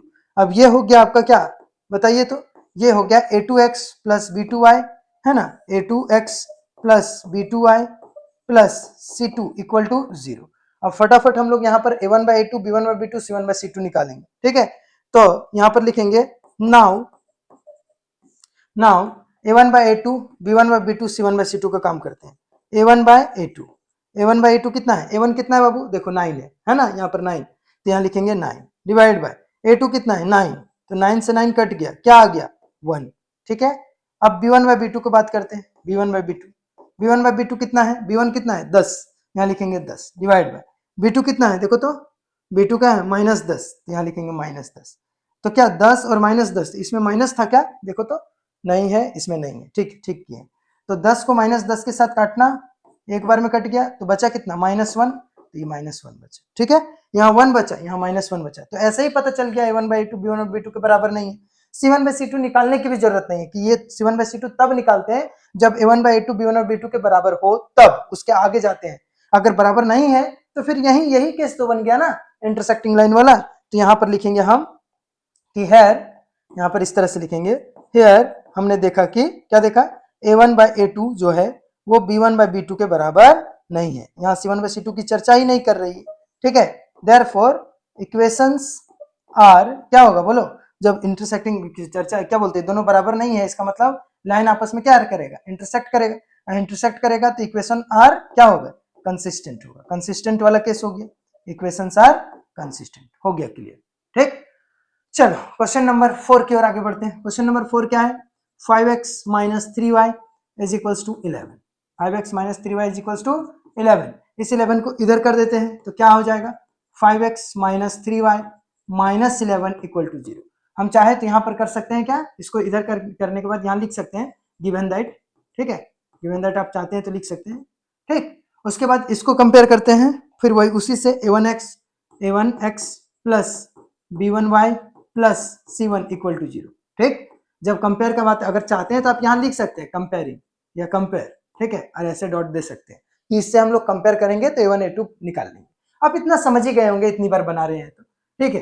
फिर यहाँ पर क्या करेंगे, दूसरा के लिए एंड के लिखेंगे, ठीक, और दूसरा वाला इक्वेशन लिखेंगे, दूसरा वाला इक्वेशन क्या है, -10x plus 6y is equals to -22, same काम करेंगे, -10x plus 6y plus 22 equal to 0, अब इसको लिखेंगे, फिर यहाँ कंपेयर करेंगे किसके साथ, बोले तो कंपेयर करेंगे किसके साथ, यहाँ पर a2x वाले के साथ, तो यहाँ लिखेंगे क्या, a2x plus b2y plus c2 equal to 0, हो गया। अब यहाँ फटाफट निकालने की कोशिश करते हैं a1 by a2 b1 by b2 वाला, a1 बाई a2 क्या होगा, a1 कितना है बेटा, देखो तो 5 है ना, a2 कितना है बाबू, देखो तो कितना है -10, फिर b1 कितना है बाबू, देखो तो इसको पहले काट लेते हैं, 5 1 जा 5 5 2 जा 10, कितना आ गया -1 बाई 2, माइनस नीचे रहे या ऊपर रहे उससे कोई फर्क नहीं पड़ता है, ठीक है। अब यहाँ पर b1 बाय b2 निकालते हैं, b1 बाय b2, b1 कितना है बाबू -3, b2 कितना है बाबू, देखो यहाँ पर b2 कितना है 6, तो काटो 3 1 जा 3 3 2 जा 6, बच कितना गया 1 बाई 2, c1 बाय c2 निकालो बाबू, c1 बाय c2, c1 कितना है -11 और c2 कितना है 22, है ना, 11 2 जा 22 हो गया, तो यहाँ 1 बार में कटा तो आ गया कितना -1 बाई 2, तो हर बार a1 by a2 b1 by b2 और c1 बाई c2 क्या है बराबर है, तो यहाँ पर लिख देंगे है, यहाँ पर हमने देखा वी गेट करके, we get a1 by a2 equal to b1 by b2, ठीक है, equal to c1 by c2, ये तीनों आपस में क्या है बराबर हो गए, और जब बराबर हो गए बाबू तो इसको हम ऐसा करके नहीं लिख सकते कि बराबर का केस किसके लिए होता है बताइए, तो बराबर का केस होता है कॉन्सिडेंट लाइन के लिए, तो यहाँ लिखेंगे कॉन्सिडेंट लाइन मतलब एक लाइन एक दूसरे के ऊपर क्या हो रहा है टच कर रहा है और उसी के ऊपर जा रहा है, ठीक है, सेम लाइन पर आपस में दोनों इक्वेशन लाइन सेम लाइन पर है, अगर मतलब ग्राफ खींचे तो कुछ ऐसा देखने को मिलेगा या ऐसा देखने को मिलेगा, तो दूसरा इक्वेशन का लाइन भी ऐसा ही देखने को मिलेगा, ठीक है, मतलब उसी पॉइंट पर कोलाइज करेगा, तो इसीलिए यहाँ पर लिखेंगे कि जो ये कंडीशन है वो हो गया इंटरसेक्ट क्या बोलते हैं कॉन्सिडेंट वाली, इसीलिए लिखेंगे देयरफॉर द इक्वेशंस आर क्या है कंसिस्टेंट, ठीक है, क्या बोलेंगे कंसिस्टेंट, हो गया, कौन सी बड़ी बात है, ठीक, क्वेश्चन नंबर 4 भी हो गया। नेक्स्ट क्वेश्चन की ओर चलते हैं, क्वेश्चन नंबर 4/3x और 2y इज इक्वल्स टू 8, एक फ्रैक्शन में, तो इसको पहले नॉर्मल बदलते हैं, गिवन दैट उठना नहीं है, पढ़ते रहना है, समझना है, कंप्लीट करके उठना है, खुद से मोटिवेट होना है, आपको मोटिवेट करने के लिए कोई नहीं आएगा, जब रिजल्ट आएगा ना सब सोचेगा, सब लोग दिमाग में लाएगा कि उसका बेटा कितना नंबर लाया, उसका बेटा कितना नंबर लाया, फूफा फूफा मामा मामी सबका दिमाग में आएगा कि हाँ इस बार तो आपने एग्जाम दिया था, बताइए तो कितना मार्क्स आया और कैसे पढ़ा, काहे नहीं आया, उस समय आपको ध्यान आएगा। तो वो सब काम को अगर उस तरह की क्रिटिसाइज को अगर सुनना नहीं है आपको तो अभी आपको ध्यान देना है बाबू। और इसलिए नहीं कि उन लोगों के लिए, खुद के लिए पढ़ेंगे तभी तो नॉलेज होगा, पढ़ेंगे ही नहीं तो फिर कहां से नॉलेज होगा। तो एक बार मन से जीत जाइए और सोचिए कि हमको बैठे रहना है, बैठना ही है, पूरा एक्सरसाइज कंप्लीट करके उठना है। जब वन शॉट है तो एक बार में ही बैठना है, चाहे वो 1.5 घंटे लगे चाहे 2 घंटा लगे। ठीक है, चलिए फटाफट करते हैं। हम 2y को 2y 1 तो लिख ही सकते हैं, कोई बड़ी बात नहीं है, इज इक्वल्स टू 8। ठीक है, अब इसको क्या करना है, 8 को 8/1 भी कह सकते हैं। अभी इसको रहने देते हैं और इसको भिन्न का जोड़ करते हैं। ठीक, भिन्न का जोड़ करते हैं। 1 और 3 का एलसीएम क्या होगा बाबू, 3। फ्रैक्शन एडिंग है ना, एडिंग करना तो आता ही होगा। 1 और 3 का एलसीएम 3। ठीक, और 3 को 3 से डिवाइड किया, एक बार में किया, 1 को 4 से गुना करेंगे, क्या आएगा 4x, प्लस 1 को 3 बार से डिवाइड किया, 3 बार में किया, 3 को 2 से डिवाइड गुना करो, 3 2 जा 6y इज इक्वल्स टू 8। कुछ नहीं है तो 1 दे सकते हैं। अब क्या करेंगे, इसको क्रॉस मल्टीप्लीकेशन कर देंगे, है ना। तो 1 को इससे गुना करेंगे तो क्या आएगा बाबू, 4x plus 6y is equals to 3 को 8 से करेंगे 24। क्लियर है, इस 24 को इधर लेके आ जाओ। ठीक, तो क्या आ जाएगा 4x plus 6y minus 24 equal to 0। अब इसको क्या करेंगे, इसको a1/a2 के साथ क्या कर देते हैं, कंपेयर कर देते हैं। a1x plus b1y plus c1 equal to 0, ये कंपेयर कर दिए। ठीक है, अब नेक्स्ट दूसरा वाला इक्वेशन, क्या है दूसरा वाला इक्वेशन, यहां लिख देते हैं एंड दूसरा वाला इक्वेशन में, दूसरा वाला इक्वेशन है 2x प्लस 3y, है ना, इज इक्वल्स टू 12। तो ये 12 को इधर लेके आ जाते हैं बाबू, तो क्या हो जाएगा 2x plus 3y minus 12 is equals to 0। ठीक है, अब फिर इसको कंपेयर करते हैं। ठीक, कंपेयर तो करना पड़ेगा ना वो a1/a2 निकालने के लिए, तो आप चाहते तो यहां लिख सकते हैं कंपेयर। ठीक, क्या लिख सकते हैं, कंपेयर। कंपेयर करते हैं किसके साथ, तो यहां पर उसके साथ करेंगे a2x plus b2y plus c2 equal to 0। अब बोलेंगे सर बार बार लिखना जरूरी है, बिल्कुल जरूरी नहीं है, लेकिन लिखते समय आपको ध्यान नहीं आएगा कौन वाला a2 है कौन वाला b2 है, तो आप इंडिविजुअली लिख लेंगे, रहेगा तो अच्छी बात है, गलत होने की चांसेस कम रहेंगे। ठीक है, अब निकालते हैं a1/a2, है ना, a1/a2। तो a1/a2 का वैल्यू क्या है बाबू, a1 कितना है देखो यहाँ पर 4 है, तो यहाँ लिखेंगे क्या 4 डिवाइड बाय a2 कितना है बाबू, देखो यहाँ पर a2 कितना है 2, तो यहाँ लिखेंगे 2, काटो 2 1 जा 2, 2 2 जा 4, कितना आ गया 2/1 या फिर सिर्फ 2, है ना।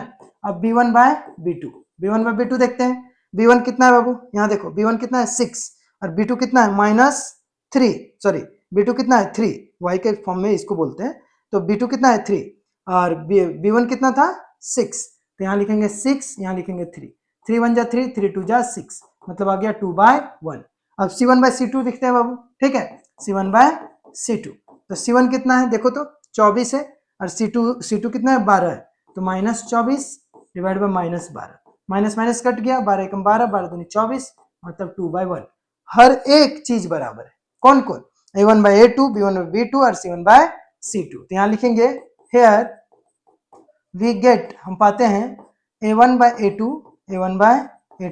इक्वल टू b1/b2, ठीक है, इक्वल टू c1/c2। तीनों आपस में क्या है, बराबर है, तीनों आपस में क्या है, बराबर। और जब तीनों बराबर है तो ये कौन सा केस है बताइए, तो बताइए कौन सा केस है, कॉन्सिडेंट का केस है। कॉन्सिडेंट मतलब एक लाइन उसी लाइन के ऊपर चढ़ा हुआ है, ठीक है, और हर एक पॉइंट बराबर है। मैनी सोल्यूशन वाला केस है, और मैनी सोल्यूशन वाले केस में कंसिस्टेंट होता है। कंसिस्टेंट दो तरह के होते हैं, एक इंटरसेक्टिंग वाला केस और एक कंसिस्टेंट वाला, सॉरी क्या बोलते हैं उसको, कॉन्सिडेंट लाइन वाला केस, है ना।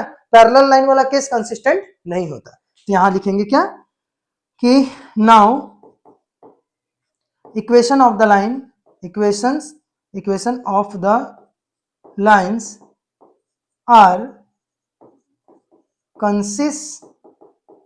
कंसिस्टेंट, है ना, लिख देते हैं आर कंसिस्टेंट। ठीक है, वो क्या है, कंसिस्टेंट। ये क्वेश्चन नंबर 3 कंप्लीट हो गया। ठीक है, क्वेश्चन नंबर 3 तगड़े तो तरह से एकदम मजेदार तरीके से हम लोग समझ गए।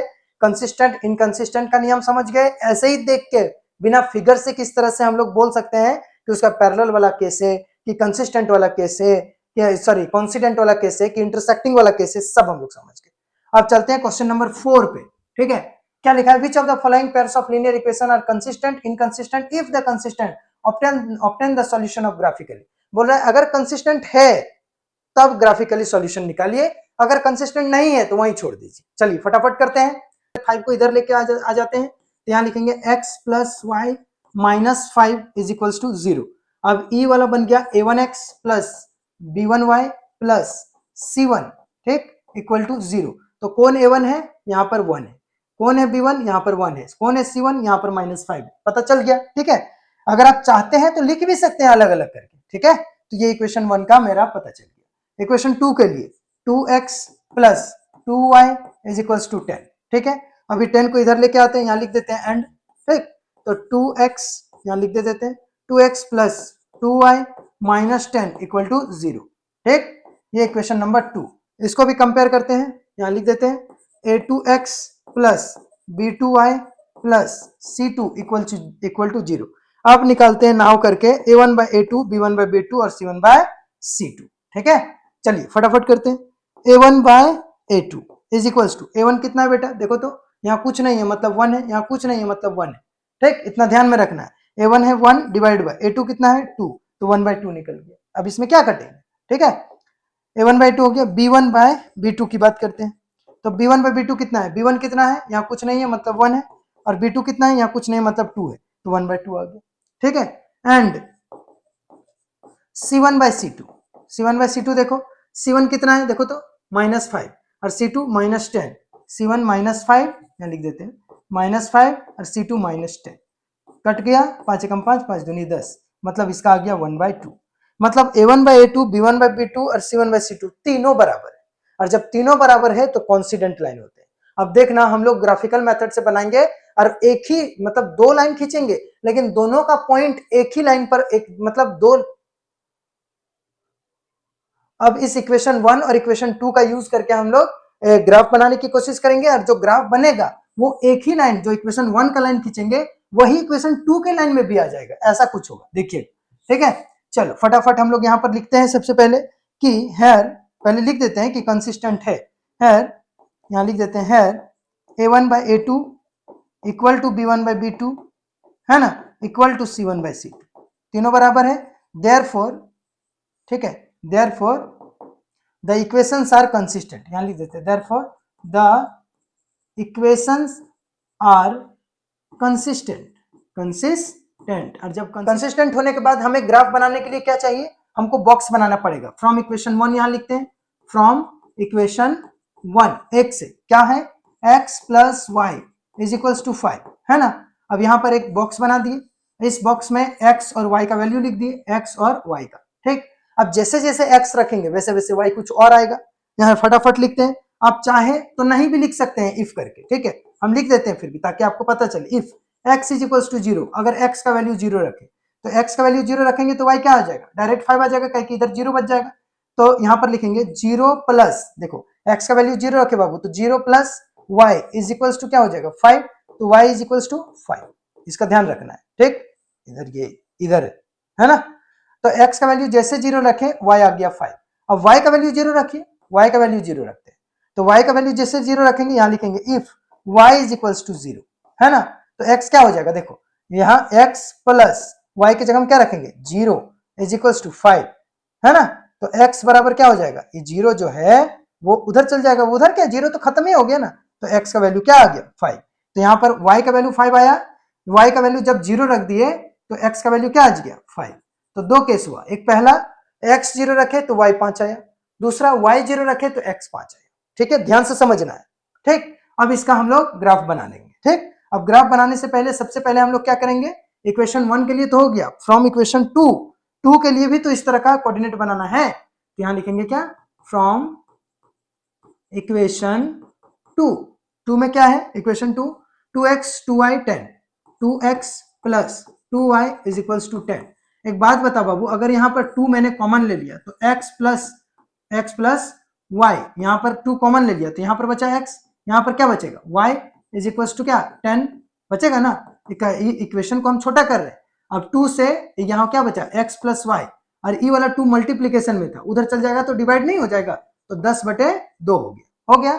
अब इस 2 से काटो 10 को, 2 1 जा 2, 2 5 जा 10, मतलब मेरा finally x plus y is equal to क्या आ गया 5।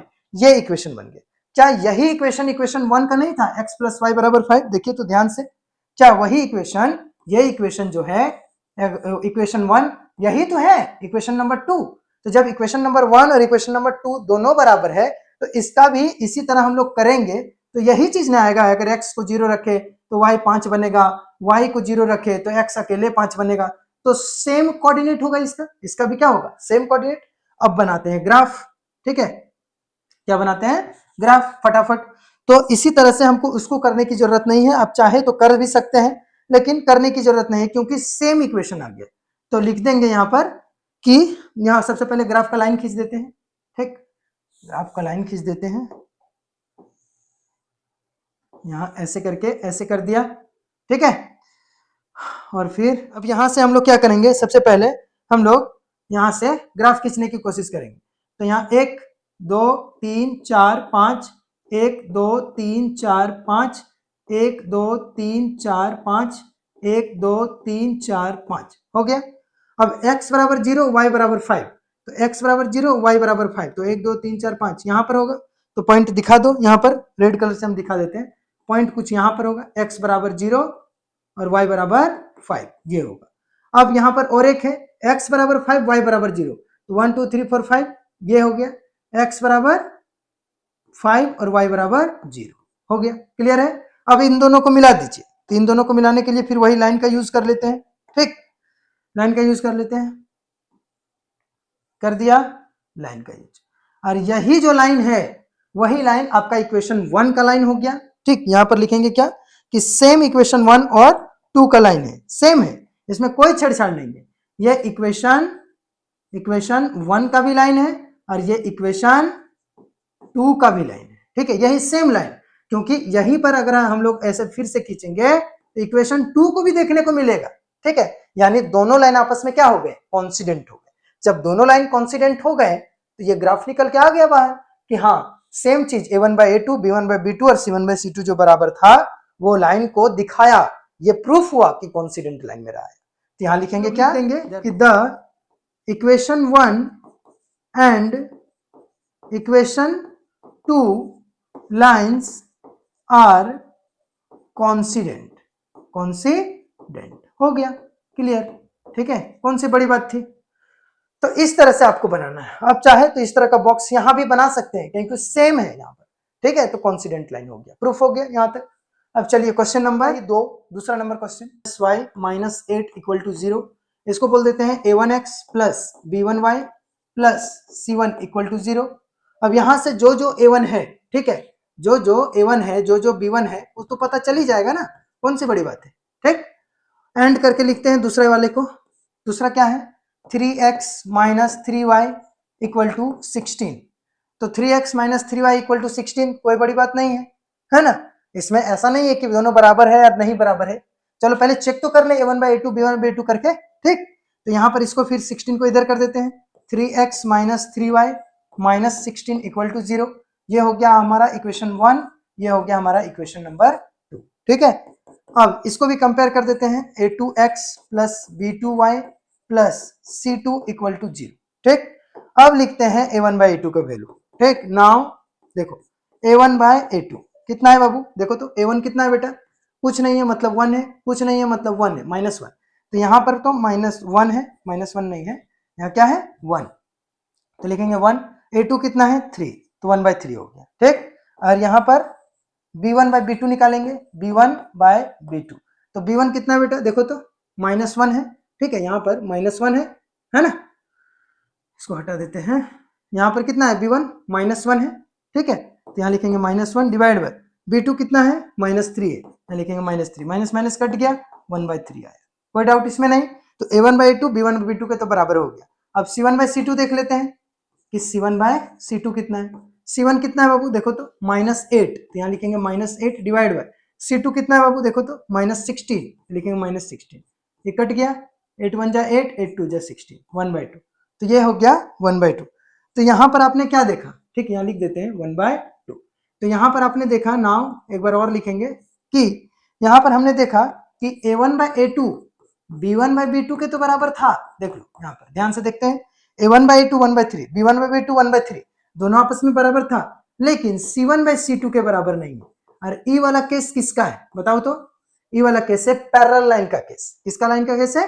पैरेलल लाइन का केस। ठीक है, तो यहां पर लिखेंगे therefore the equations of the lines are inconsistent. और जो चीज इनकंसिस्टेंट रहेगा मतलब ऐसे करके ऐसे करेंगे और यहां पर एक लाइन बनेगा तो दूसरा लाइन ऐसे बनेगा ना, इस तरह का इक्वेशन का लाइन बनेगा। और जब कटेगा ही नहीं तो फिर उसको ग्राफिकल मेथड से बनाना क्यों है? क्योंकि ये क्वेश्चन में साफ लिखा हुआ था if consistent then find the graphical method, यानी draw the graphical method, find the value from the graphical method. अब इसमें जब कंसिस्टेंट है ही नहीं तो ग्राफिकल मेथड करने की जरूरत ही नहीं है, तो इसको यहीं पर छोड़ देंगे। इनकंसिस्टेंट हो गया, काम complete. Next question plus y minus 6, ठीक है, इक्वल टू 0। इसको a1x plus b1y plus c1 equal to 0, 4x minus 2y minus 4 equal to 0। ठीक, अब यहां पर भी वही चीज लिखेंगे, a2x plus b2y plus c2 equal to 0। ठीक, अब निकालते हैं फटाफट a1 बाई a2 b1 और b2, तो यहां लिख देते हैं नाउ। ठीक, a1 बाई a2 क्या है बेटा? देखो तो a1 कितना है? 2 है, a2 कितना है? 4 है, तो इसको 1 2 1 जा 2 2 2 जा 4, कितना आ गया? 1 बाई 2। फिर b1 बाय b2, देखो तो b1 कितना है बाबू? देखो तो 1 है, और b2 कितना है? -2 है। क्या आया? नहीं आया ना। यहीं से तो a1 बाई a2 b1 और b2 के बराबर नहीं है, तो हम c1 बाई c2 निकालने की भी हमको जरूरत नहीं है। ठीक है, कहे कि यहीं से पता हो गया a1 by a2 not equal to b1 by b2। ठीक है, यहां लिख देंगे नाउ here we see, हमने देखा है, यहां पर हमने देखा कि a1 बाई a2 b1 और b2 के बराबर नहीं है। ठीक है, और जैसे ही ये बराबर नहीं है तो हम बोल सकते हैं therefore the equations are क्या है? कंसिस्टेंट। क्या हो जाएगा? कंसिस्टेंट। क्यों हो जाएगा? क्योंकि ये लाइन किसके लिए है? ये कंडीशन किसके लिए? इंटरसेक्टिंग लाइन के लिए, और इंटरसेक्टिंग लाइन के लिए ये क्या हो जाएगा? इक्वेशन कंसिस्टेंट हो जाएगा। अब इंटरसेक्टिंग लाइन के लिए है तो फटाफट ग्राफ ड्रॉ कीजिए। ग्राफ ड्रॉ करने के लिए आपको क्या चाहिए? पॉइंट्स चाहिए, है ना, यानी कोऑर्डिनेट चाहिए। तो यहां पर लिखते हैं सबसे पहले 2x plus y minus 6 equal to 0। यहां लिख देते हैं फ्रॉम इक्वेशन 1 से, है ना। तो 2x जैसे कि तैसे रख दिए, ठीक। फिर यहां पर प्लस वाई जैसे कि तैसे रख दिए, और माइनस 6 को उधर कर दिए 6, ठीक है। अभी y को जैसे कि तैसे रख दिए, y इज इक्वल्स टू क्या हो जाएगा बताओ? 6 माइनस 2x, ठीक है। ये प्लस में 2x था, उधर चल गया तो माइनस में 2x होगा। अब इसी को हम लोग ऐसे करके रखेंगे, यहीं तक छोड़ेंगे इसको, है। अब यहां पर लिख दिए x, यहां पर लिख दिए y। अब देखना y को कुछ ऐसा रखेंगे जिसकी वजह से, या फिर x को कुछ ऐसा रखेंगे जिसकी वजह से y मेरा आ जाए। देखो अगर मैं x को 1 रखूं तो 2 1 जा 2, फिर 6 में से 2 गया तो 4 बचेगा, तुरंत आ जाएगा। तो y का वैल्यू, x का वैल्यू मैं 1 रखता हूं, ठीक। तो यहां लिखता हूं if x is equals to 1, मान लिया x इज इक्वल्स टू क्या है? 1। तो x इज इक्वल्स टू 1, तो y इज इक्वल्स टू क्या हो जाएगा? देन यहां लिखेंगे then y is equals to 6 minus 2 into 6 minus, हमने x का वैल्यू क्या रखा है? 1, तो 2 इंटू 1, तो क्या आ जाएगा? 6 माइनस 2 मतलब 4। तो x y का वैल्यू क्या आ गया? 4। अब इसी तरह हम 2 का x का वैल्यू क्या रखते हैं? 2 रखते हैं, 3 रखते हैं, चलो 3 रख देते हैं। तो 3 अगर मैंने रख दिया x का वैल्यू, तो ये देखो यहाँ पर क्या हो गया? If x is equals to 3। आप ऐसा जरूरी नहीं कि आपको भी x का वैल्यू 1 ही रखना है या 3 ही रखना है, आप जो चाहे वो रख सकते हैं, आपका मन। लेकिन हाँ, कैलकुलेशन एकदम आराम से और सावधानी से करना, ताकि ये चीज गलत ना हो आपका, नहीं तो फिर फिगर गलत हो जाएगा, लाइन कहीं और जाना था कहीं और चल जाएगा, वो चीज दिक्कत हो जाएगा। तो x का वैल्यू मैंने 3 रखा, तो क्या हो जाएगा? देन y बराबर क्या हो जाएगा? Then y is equals to 6 minus 2 into 2, 6 minus as it is रखा, 6 माइनस 2 इंटू, अब x रखा था 3, तो इस x की जगह क्या लिखेंगे? 3। अब देख लो 6 माइनस 3 2 जा 6, तो 6 में से 6 गया तो खत्म, यानी 0। तो जैसे ही हमने x का वैल्यू 3 रखा, y उसके बदले में क्या आ गया? 0। अब मेरा वो इक्वेशन क्लियर हो गया, ठीक है। एक इक्वेशन का कोऑर्डिनेट मिल गया 1,4 और 3,0। अब बना देंगे इसका। अब दूसरा कोऑर्डिनेट, सबसे पहले दूसरा कोऑर्डिनेट निकाल लेते हैं। दूसरा कोऑर्डिनेट के लिए दूसरा इक्वेशन क्या है? 4x minus 2y is equal to 4। तो यहां लिखते हैं दूसरा कोऑर्डिनेट के लिए, ठीक है। From equation two, from equation two equation के लिए क्या है 4x minus 2y, 4x minus 2y is minus 4 equal to 0। तो यहां से हम कुछ चाहे तो कॉमन ले सकते हैं, 2 कॉमन ले सकते हैं, तो 2 कॉमन ले लिया तो 2 2 जा 4, ठीक है। 2x माइनस यहां से 2 बाहर निकाल लिया ताकि मेरा क्वेश्चन छोटा हो जाए, बात समझ आ रही है, छोटा हो जाए क्वेश्चन। और यहां से फिर हमने 2 निकाल लिया तो 2 2 जा 4, यहां से 2 निकाल लिया तो सिर्फ y बचा, यहां से 2 निकाल लिया तो सिर्फ माइनस 2 बचा इक्वल टू 0। अब ई वाला 2 इधर आ जाएगा तो 2 0/2 बन जाएगा, मतलब पूरा 0 बन गया। तो मेरा फाइनली ये इक्वेशन आ क्या गया, चलो एक बार करके भी दिखा देते हैं आपको। ये 2 जो है उधर चल जाएगा तो यहाँ क्या बचेगा 2x माइनस वाई, तो यहाँ लिखेंगे क्या 2x minus y minus 2 equal to यहाँ पर क्या हो जाएगा 0 डिवाइडेड बाय 2, ये मल्टीप्लाई में है ना तो इधर आ जाएगा तो डिवाइड में हो जाएगा 0 डिवाइड बाय 2। तो 0 डिवाइड बाय 2 मतलब क्या, ये पूरी तरह से 0 हो गया, क्या हो गया 0 हो गया। तो इसको लिखने की जरूरत इतना नहीं है, 0 डिवाइड बाय 2 लिख दिए इसका मतलब 0 हो जाएगा। तो 2x minus y minus 2 equal to 0, अभी माइनस 2 उधर चल जाएगा है ना, या एक काम करते हैं y को ही रख देते हैं तो 2x और ये माइनस 2 ऐसा ही रहने देते हैं और ये माइनस वाई को उधर कर देते हैं, प्लस वाई बन गया, ठीक। अब ये मेरे पास एक इक्वेशन बन गया।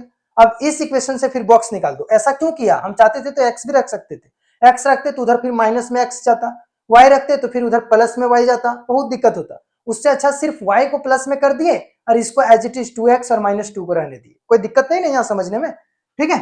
अब यहाँ पर क्या करेंगे एक बार फिर से समझा देते हैं क्या किए, ठीक। क्या किए यहाँ पर 2x माइनस वाई माइनस 2 जैसे कहते से 2 0 से 2 को डिवाइड किया तो 0 बार में गया तो 0 आ गया।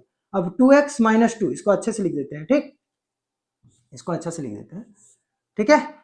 यहाँ 2x माइनस वाई नहीं 2x माइनस 2, ये वाला माइनस 2 जैसे कहते से रख दिए, ठीक, is equals to y, minus y उधर चल गया तो प्लस वाई। अब यहां पर हम इस तरह से बॉक्स बनाएंगे और फिर x और y का वैल्यू लिखेंगे, ठीक है। अब देखो x का वैल्यू कुछ भी रखो, ठीक, जैसे मैं x का वैल्यू 0 रख देता हूं, ठीक, x का वैल्यू 0 रख देता हूं तो यहां लिखेंगे if x is equals to 0 जैसे रख दिया। अब अगर आपने x का वैल्यू 0 रख दिया, ठीक, देन क्या हो जाएगा बताओ, देन x का वैल्यू 0 रख दिया तो 2 इंटू 0 माइनस 2 बराबर y, तो 2 इंटू 0 0, 0 माइनस 2 बराबर y, तो 2 में से 0 गया तो माइनस 2 गया तो माइनस 2 बचेगा बराबर y, मतलब y का वैल्यू मेरा कितना आ गया माइनस 2, लिख दिया यहाँ पर। कोई डाउट किसी को, समझ आ रहा होगा। अब एक और रखते हैं, x का वैल्यू कुछ भी रख सकते हैं, 1 रख देते हैं, 2 1 जा 2, 2 में से 2 गया तो 0 बच जाएगा। चलो यहाँ पर रख देते हैं if x is equals to 1, ठीक है। तो x का वैल्यू अगर 1 रखते हैं तो क्या हो जाएगा, तो यहाँ 2 into 1 minus 2 equal to y, तो y बराबर क्या हो गया बेटा 2 1 जा 2, 2 1 जा 2 हो गया ना, माइनस 2, अब 2 में 2 गया तो 0, मतलब y का वैल्यू क्या आ गया 0। तो जैसे ही मैंने y का क्या रखा यहाँ x का वैल्यू 1 ना, तो x का वैल्यू 1 रखा उसकी वजह से y कितना आ गया 0। अब ऐसा जरूरी नहीं है कि इधर से y लिखा जाए y बराबर 2 y बराबर 0, इधर से भी लिख सकते हैं y बराबर 0, उससे कोई मतलब नहीं है, ठीक है। मेरा इधर से कंफर्ट पड़ रहा था, हम इधर से लिखे। हम मेरा अब काम क्या है, मेरे पास 4 कोऑर्डिनेट मिल गए। क्या क्या कोऑर्डिनेट मिल गए, पहले इक्वेशन के लिए आपको 1,4 और दूसरे के लिए उसी इक्वेशन के लिए और एक पॉइंट 3,0। तो फटाफट करते हैं। यहाँ पर सबसे पहले यहाँ क्या करते हैं हम लोग, लाइन ड्रॉ करते हैं, इस तरह से लाइन ड्रॉ करेंगे, ठीक। चलो लाइन ड्रॉ कर दिए और कहां तक जाना है, मुझे फाइनली 4 तक जाना है, मैक्सिमम 4 तक, तो 4 तक फटाफट करके दिखाओ, ठीक है। चल करते हैं 1 2 3 4, 1 2 3 4, 1 2 3 4, 1 2 3 4 कर दिया। अब क्या है 1,4, 1,4 कहाँ है, मतलब x एक्सिस में 1 y एक्सिस में 4, तो x एक्सिस में 1 यहाँ आएगा y एक्सिस में 4 यहाँ आएगा, तो मेरा रिक्वायर्ड पॉइंट यहाँ हो गया। हम दूसरा कलर से दे देते हैं, व्हाइट कलर से दे देना, चलो मेरा रिक्वायर्ड पॉइंट यहाँ आ गया, इसका नाम हो गया 1,4, ठीक है। दूसरा है 3,0, x एक्सिस में 3 y एक्सिस में 0, तो 1 2 3, x एक्सिस में 3 y एक्सिस में 0, तो y एक्सिस में 0 तो यही होता है, तो ये हो गया मेरा दूसरा पॉइंट, ये हो गया 3,0। बात क्लियर है। अब ये दोनों को मिला दो, ठीक है। चलो मिलाओ इसको, इन दोनों को मिलाते हैं, ऐसे करके ऐसे पार होगा, ठीक है, यहां से ऐसे कुछ, ठीक, ऐसे पर ये हो गया इक्वेशन 1 का लाइन। किसका हो गया? इक्वेशन 1 का लाइन हो गया बाबू। यहां पर लिख देते हैं इक्वेशन 1, ठीक। अब इक्वेशन 2 के लिए कोऑर्डिनेट क्या क्या है, चलो फटाफट करो। इक्वेशन 2 के लिए कोऑर्डिनेट 0, -2 और 1, 0। तो 0 एक्स एक्सिस में 0, वाई एक्सिस में -2, तो एक्स एक्सिस में 0 यहाँ, वाई एक्सिस में -2 यहाँ पर। वाई एक्सिस इधर प्लस हो गया ना, इधर माइनस हो गया, तो -2, इसका नाम हो गया 0, -2, ठीक है, बात क्लियर है। अब एक्स एक्सिस में 1, एक्स एक्सिस में 1 है ना, और वाई एक्सिस में 0, तो वाई एक्सिस में 0 तो यही होगा, तो इसको हो गया यहाँ पर, इसका नाम हो गया क्या, इधर नाम लिख देते हैं 1, 0, ठीक।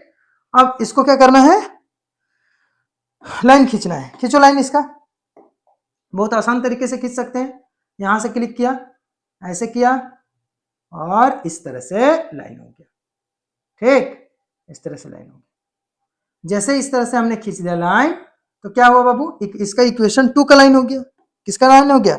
इक्वेशन 2 का। तो यहां लिख देंगे ये इक्वेशन 2 का लाइन है, ठीक। अब इक्वेशन 1 और इक्वेशन 2 कहां पर टच किया, देखो यहां पर टच किया ना, तो इसमें एक्स एक्सिस का वैल्यू क्या है, यहां से देखो 1, 2 है, और वाई एक्सिस का वैल्यू क्या है 1, 2 है, तो एक्स एक्सिस 2 और वाई एक्सिस भी 2, यानी यहां पर आ गया मेरा x, y जो है, x का वैल्यू 2, y का वैल्यू 2। देखते हैं सेटिस्फाई करके, x का वैल्यू 2, y का वैल्यू 2, 2 2 जा 4, 4 और 2 6 हो गया ना, 6 में से 6 किया तो 0, सही बात है। मतलब x एक्सिस में 2, y एक्सिस में 2 जो है वो मेरा फाइनल वैल्यू आया यहाँ पर। तो यहाँ लिख देते हैं, यहाँ पर P पॉइंट दे देते हैं, P पॉइंट, ठीक है, यहाँ पर इसका नाम दे देते हैं P, है ना। तो लिख देते हैं यहाँ पर therefore the required point P, जिसका नाम है क्या 2, 2, जिसे हम इक्वल टू x, y बोलेंगे, therefore x is equals to 2, y is equals to 2, answer value हो गया, ठीक है। मांगा गया जो पॉइंट है, जो सॉल्यूशन के लिए पॉइंट मांगा गया था, यानी बताया गया था कि आप ग्राफिकल मेथड से उसका वैल्यू निकालिए, वो हो गया x का वैल्यू 2 और y का वैल्यू 2। ये बड़ा मजेदार क्वेश्चन था। अगर ये क्वेश्चन आ गया एग्जाम में तो एक क्वेश्चन 3 मार्क्स का रहेगा, और आपको पेन पेपर से, पेंसिल से इसको करना है। आपको कैसे पता चलेगा कि हमने जो बनाया वो सही बनाया, ठीक है।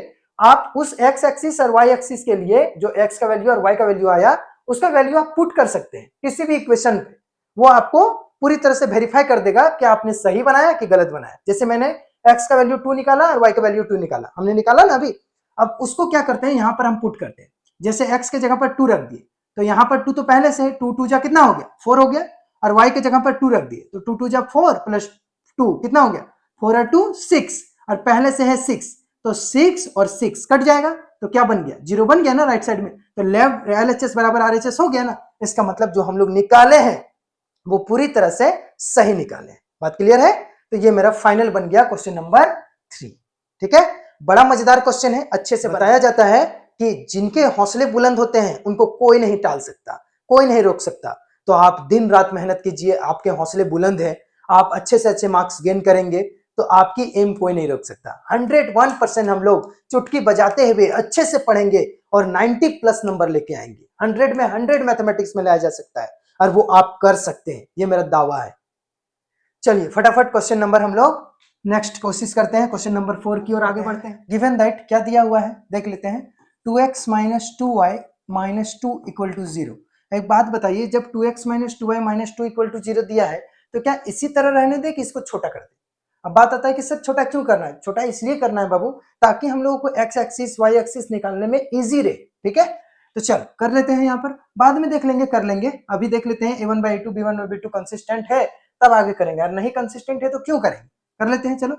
तो यहाँ पर लिखते हैं a1x + b1y + c1 = 0, कंपेयर करेंगे इसीलिए, ठीक है। देयरफॉर और एंड करके लिख लेते हैं, जो सेकंड इक्वेशन है क्या है 4x - 4y - 5 = 0, ठीक। और सेकंड इक्वेशन में क्या लिखेंगे a2x + b2y + c2 = 0, लिख दिया। यहाँ पर एक लाइन खींच देते हैं। अब क्या करना है, यहां से हमें a1/a2 निकालना है, ठीक। a1/a2, तो a1 कितना है बेटा, देखो तो 2 है, यहां से यहां तक 2 है ना, तो 2 डिवाइड बाय a2 कितना है बाबू 4 है, तो यहाँ लिखेंगे 4, काट दो, 2 1 जा 2, 2 2 जा 4, कितना हो गया 1/2। तो मतलब a1 बाय a2 का वैल्यू मेरा 1/2 आ गया। फिर इसी तरह b1 बाय b2 निकालेंगे। b1 कितना है -2, तो यहाँ लिखेंगे -2। b2 कितना है -4, लिखेंगे -4। माइनस माइनस कट गया, 2 1 जा 2, 2 2 जा 4, कितना आ गया 1/2। ठीक है, फिर c1 बाय c2 निकालेंगे। ठीक, c1 कितना है बाबू देख लो यहाँ पर -2, लिखेंगे -2। c2 कितना है बाबू -5, लिखेंगे -5। माइनस माइनस कट गया, आ गया कितना 2/5। क्या है ये और कटेगा? नहीं कटेगा। तो हमने फाइनली देखा क्या, हमने देखा नाउ वी गेट, हमने पाया a1 by a2 not equal to, sorry equal to b1 by b2, है ना, इक्वल है b1 बाय b2 के, बट यहां पर देख लेते हैं b1 बाय b2 के, लेकिन नहीं बराबर है किसके, c1 बाय c2 के। और ऐसा केस कब आता है बताइए? ऐसा केस तभी आता है जब लाइन क्या हो, पैरेलल के केस में हो। ठीक है, मतलब जो हम लोग एक्स एक्सिस वाई एक्सिस करके लाइन खींचते हैं, इक्वेशन 1 का लाइन, फिर यहां पर खींचेंगे इक्वेशन 2 का लाइन, तो ये आपस में क्या हो जाएंगे, पैरेलल हो जाएंगे। अब पैरेलल के केस में कोई इंटरसेक्टिंग पॉइंट निकलता नहीं है, और जब इंटरसेक्टिंग पॉइंट नहीं निकलता है, एक दूसरे को क्रॉस ही नहीं करेगा, तो वहां पर कोई पॉइंट बनेगा नहीं, और पॉइंट नहीं बनेगा इसका मतलब ना एक्स का वैल्यू आएगा ना वाई का वैल्यू आएगा। मतलब ये जो है, ठीक है, ये आपका कंडीशन वो किसके लिए है, इनकंसिस्टेंट के लिए। तो यहां लिख देंगे therefore the equations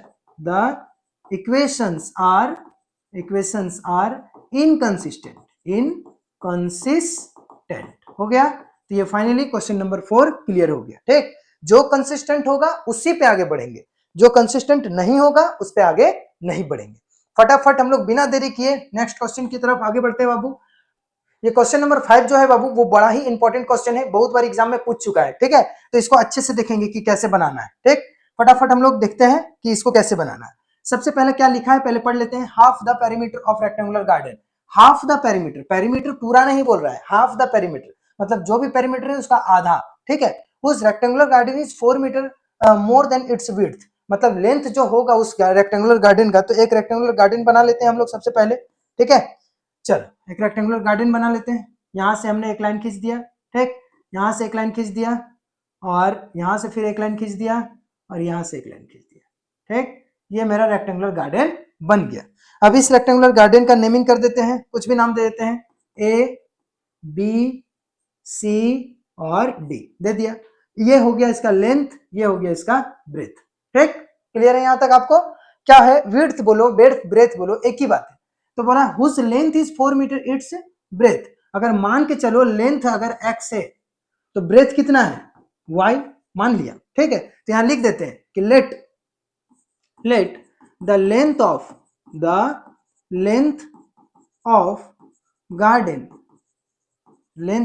garden, rectangular garden लिख देते हैं, rectangular garden is equals to क्या है, x, लेंथ x मान लिए।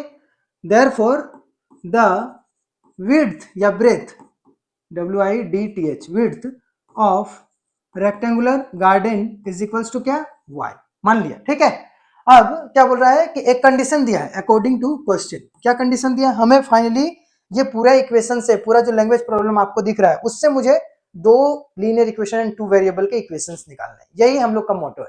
जैसे ही दोनों निकल जाएगा फिर लेंथ ब्रेथ आराम से निकल जाएगा, कोई बड़ी बात नहीं। ठीक है, चलो करते हैं। तो क्या बोला है, whose length is 4 metre more than its width, मतलब लेंथ जो x है और ब्रेथ जो y है।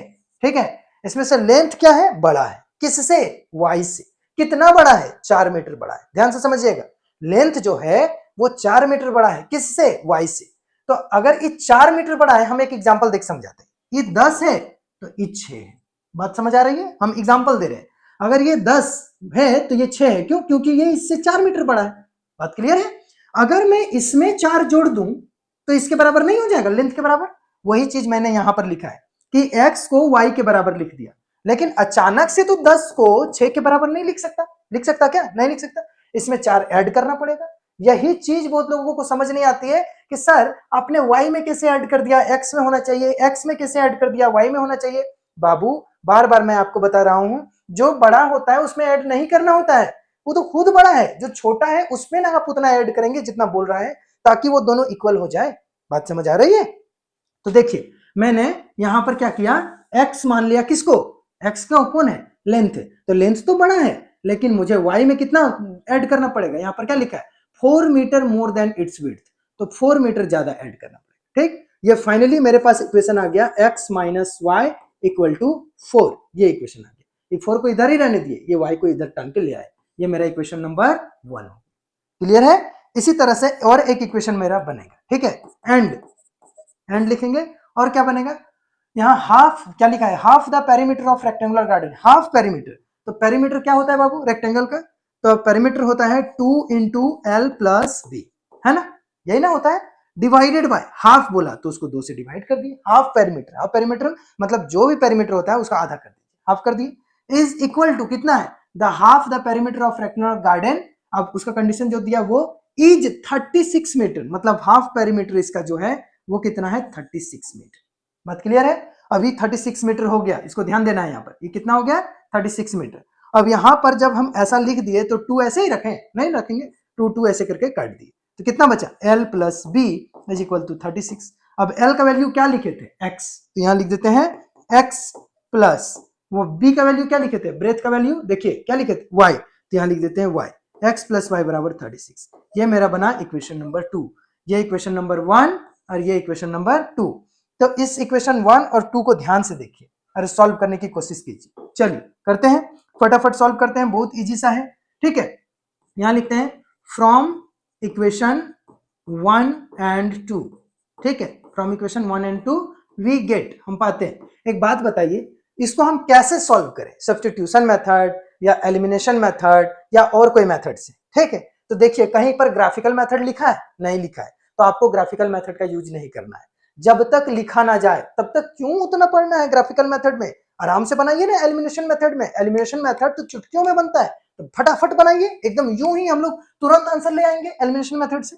तो फ्रॉम इक्वेशन 1 क्या है, इक्वेशन 1 है आपका, थोड़ा बड़ा वाला लिख देते हैं पहले, x प्लस वाई बराबर 36, यहाँ लिख देते हैं x प्लस वाई बराबर 36 लिख दिया, फिर दूसरा वाला पहला वाला बाद में लिख देते हैं x माइनस वाई बराबर 4, x माइनस वाई बराबर 4 लिख दिया। ठीक, फिर एक लाइन खींच दिया। अब इसको जब हम लोग फ्रॉम इक्वेशन 1 और 2 करते हैं ना बाबू, इसका मतलब दोनों को आपस में ऐड कर रहे हैं, क्या कर रहे हैं ऐड, और ऐड में कोई साइन चेंज नहीं होता है, तो यहाँ प्लस में y यहाँ माइनस में y खत्म, और दोनों को जब ऐड कर रहे हैं तो x और x कितना हो गया 2x बराबर 36 प्लस 4 कितना हो गया 40, क्या हो गया यहाँ लिखेंगे 40, 4040, तो ये आ गया x बराबर कितना 4040 डिवाइड बाय 2, 2 से काटे कितना आ गया 20, मतलब जो x का वैल्यू है x बराबर 20, ये फाइनल मेरा आया। ठीक है, तो x क्या माने थे बेटा, देखो तो x माने थे लेंथ, तो एक लेंथ का वैल्यू कितना है 20। ठीक है, और ब्रेथ कितना हो जाएगा, किसी में भी बैठा दो, 1 नंबर में या 2 नंबर में आपका y निकल जाएगा, चलो 2 नंबर में ही बैठा देते हैं, पुटिंग द वैल्यू ऑफ, यहाँ लिख देते हैं putting x is equals to 20 in equation 2। ठीक है, इक्वेशन 2 में करने पर, पुट करने पर वी गेट, हम पाते हैं, क्या पाते हैं, तो x बराबर 20 हम पुट कर देते हैं इक्वेशन 2 में, इक्वेशन 2 कितना है x प्लस वाई बराबर 36, यहाँ लिख देते हैं x प्लस वाई बराबर 36, और x की जगह में कितना आया है 20, यहाँ लिख देते हैं 20 प्लस वाई बराबर 36, तो y बराबर क्या आ जाएगा 36 माइनस 20, तो y बराबर क्या आ जाएगा 16। ठीक है, अब देखिए सेम चीज यहाँ x का वैल्यू कितना आ गया 20 आ गया बाबू, है ना, और y का वैल्यू कितना आ गया 16। देखिए क्वेश्चन वेरीफाई हो गया ना कि विड्थ से मतलब चौड़ाई से 4 ज्यादा लेंथ है, तो 16 4 20 हुआ ना, मतलब हम लोग सही बनाए। एक चीज अच्छी बात क्या है ना कि लीनियर इक्वेशन 2 वेरिएबल में तो जो भी आपका आंसर आएगा, ठीक है, उसको मैच करने की जरूरत नहीं है, वो क्वेश्चन ही बता देगा आपका कि ये चीज आपने सही बनाया है। बात समझ आ रही है, क्योंकि जैसे ही आंसर आएगा आपका, आप क्वेश्चन में उसको पुट कर लीजिए, आपको वेरीफाई करा देगा LHS बराबर RHS, जो कंडीशन बोल रहा है उसको सेटिस्फाई करा देगा। अभी बोला ना कि 4 ज्यादा है लेंथ, तो देखिए x का वैल्यू कितना आया 20 जो लेंथ था, और y का वैल्यू कितना आया जो ब्रेथ था मेरा कितना 16, तो 16 से 4 ज्यादा 20 हुआ ना। ठीक है, तो क्लियर हो गया, तो हमको क्या बोलते हैं उसको आंसर देखने की जरूरत ही नहीं पड़ी। बात क्लियर है, तो y आ गया, तो फाइनली यहाँ पर एक बार लिख देंगे हम लोग, ठीक, कि देयरफॉर यहाँ जो बोला था, क्या बोला था, find the dimension of the garden, तो यहाँ लिखेंगे the length of the garden, length of the garden is equals to कितना है लेंथ x माने थे, मतलब 20 मीटर, एंड ब्रेथ, ब्रेथ या विड्थ जो भी बोलिए, ब्रेथ कितना है 16 मीटर, आंसर हो गया क्लियर। ठीक है, इतना आपको करना है यहाँ पर। बहुत ही आसान सा क्वेश्चन था, बड़ा मजेदार था। ठीक है, ये आपका रेक्टेंगुलर गार्डन है, यहाँ आप चाहे तो एक छोटा सा पेड़ बना सकते हैं। ठीक, और इसको आप चाहे तो कलर भी कर सकते हैं ठीक है, ऐसे ऐसे करके कलर भी कर सकते हैं, मेरे पास कलर भी है। ठीक, चलिए ये क्वेश्चन नंबर आपका 5 कंप्लीट हो गया। बस एक क्वेश्चन दूर है हम लोग किसके, बताइए 6 नंबर, उसके बाद और भी है क्या, नहीं उसके बाद खत्म हो गया। क्वेश्चन नंबर 6 जो है वो बड़ा ही हलवा क्वेश्चन है, बहुत ही इजी है। आराम से आप अपने मन से कोई भी एग्जाम्पल 3 लिखने हैं, और वैसे एग्जाम्पल्स जिसकी वजह से जो गिवन इक्वेशन आपको दिया हुआ है वो एक बार इंटरसेक्टिंग लाइन बन जाए, एक बार कॉन्सिडेंट लाइन वाला केस को वो बता दे, और एक बार पैरेलल लाइन वाला केस को वो फुलफिल करे। ठीक है, मतलब तीनों इक्वेशन जो तीनों कंडीशन है उसको फुलफिल करने वाले आपको 3 एग्जाम्पल्स देने हैं। तो फटाफट हम लोग इसको कर लेते हैं। सबसे पहले गिवन इक्वेशन क्या है देख लेते हैं। गिवन इक्वेशन इज, क्या है given equation, 2x plus 3y minus 8 equal to 0 है ना। अब सबसे पहला केस क्या है, एक नंबर वाला केस, इंटरसेक्टिंग। इंटरसेक्टिंग, अब इंटरसेक्ट में आपको पता होगा बच्चों कि इंटरसेक्टिंग लाइन के लिए क्या जरूरी होता है, क्या जरूरी होता है बताइए। तो उसका जो केस होता है वो होता है a1 by a2 not equal to b1 by b2। तो हम कुछ ऐसा लिखेंगे जिसमें a1 by a2 b1 by b2 के इक्वल नहीं होगा, तो ये है a1 b1 c1। अब हमको एक अनदर इक्वेशन लिखना है जिसमें ये 2 और 3 यानी a1 by a2 जो बनाएंगे b1 by b2 के बराबर नहीं होगा। फटाफट हम लोग एक इक्वेशन लिखते हैं। ठीक है, let the equation is, let the equation is 2x की जगह में हम कुछ भी लिख सकते हैं, चलो 5x लिख दिया, प्लस 7y लिख दिया, माइनस 5 इज इक्वल्स टू 0। अब देखिए यहाँ पर, अब इसके अकॉर्डिंग इसको करने की कोशिश कीजिए। ये है a1x plus b1y plus c1 equal to 0, और ये जो अभी हमने लिखा ये हमारा हो गया a2x, ठीक है, plus b2y plus c2 is equals to 0। अब यहाँ a1 बाई a2 निकालने की कोशिश कीजिए तो क्या होगा बताओ तो। a1 कितना है बेटा 2, a2 कितना है 5 हो गया, और b1 बाई b2 निकालने की कोशिश कीजिए। b1 बाई b2 कितना है देखिए तो, b1 कितना है 3 है ना, और b2 कितना है 7। क्या 2 बाई 5 और 3 बाई 7 दोनों इक्वल आया, नहीं आया ना।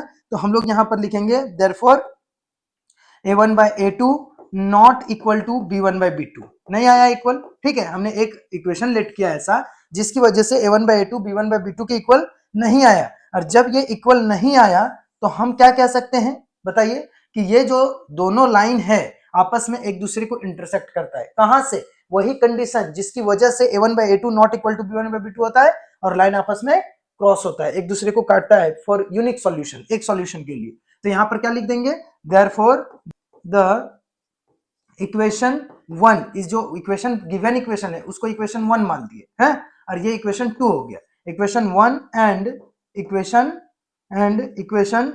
2 is intersect at a point. ठीक है, इंटरसेक्टिंग लाइंस होंगे, बात क्लियर है। दोनों आपस में क्या होगा, इंटरसेक्टिंग लाइंस होगा, वही चीज लिखे equation 1 and equation 2 is intersect at a point. एक यूनिक पॉइंट पर, एक पॉइंट पर आपस में क्या करेगा, इस तरह से इंटरसेक्ट करेगा। बात क्लियर हो गया। ठीक है, अब इसी तरह हम लोग दूसरा इक्वेशन बनाने की कोशिश करते हैं। ठीक, दूसरा इक्वेशन बड़ा ही मजेदार तरीके से बनाएंगे, क्योंकि हमें एक ऐसा इक्वेशन लिखना है जिसकी वजह से ये जो इक्वेशन है इक्वेशन 1 इक्वेशन 2 को क्या कर दे, दूसरा नंबर में पैरेलल लाइन बना दे। क्या बना दे, पैरेलल लाइन। एक नंबर तो हो गया इंटरसेक्टिंग, अब दूसरा नंबर में पैरेलल। अब पैरेलल का क्या केस होता है, पैरेलल का केस होता है a1 by a2 not equal to is equal to b1 by b2 but not equal to c1 by c2, ये केस होता है पैरेलल का। अब ये केस को हमें फुलफिल कराना है यहाँ पर। ठीक है, ऐसा हमें इक्वेशन देना है, मतलब मुझे ये और ये दोनों ऐसा रखना पड़ेगा जिसकी वजह से a1 by 2 b1 by b2 के बराबर हो जाए। तो चलो इन दोनों को मैं दुगना कर देता हूं, तो मैं लिखता हूं एक नया equation, let the equation is, क्या लिखूंगा, इसका दुगना करो 2x, दो दूनी 4x हो गया, प्लस इसका दुगना करो 3 दूनी 6y, ठीक है कर दिया, माइनस, अब इसको जो मन सो अपने मन से लिख दो। यहाँ -8 है, 8 का दुगना नहीं करेंगे, अगर 8 का दुगना करेंगे तो फिर c1 बाई c2 भी तो बराबर आ जाएगा, लिखेंगे तो, इसलिए कुछ भी लिख दीजिए। चलो इसको लिख दिया मैंने 5, ठीक, अब इसकी वजह से ये तो बराबर नहीं होगा, अब ये हो गया इक्वल टू 0। अब ये बन गया क्या मेरा ये बन गया b1 x, ये हो गया a2x plus b2y plus c2 equal to 0, ये हो गया। ठीक है,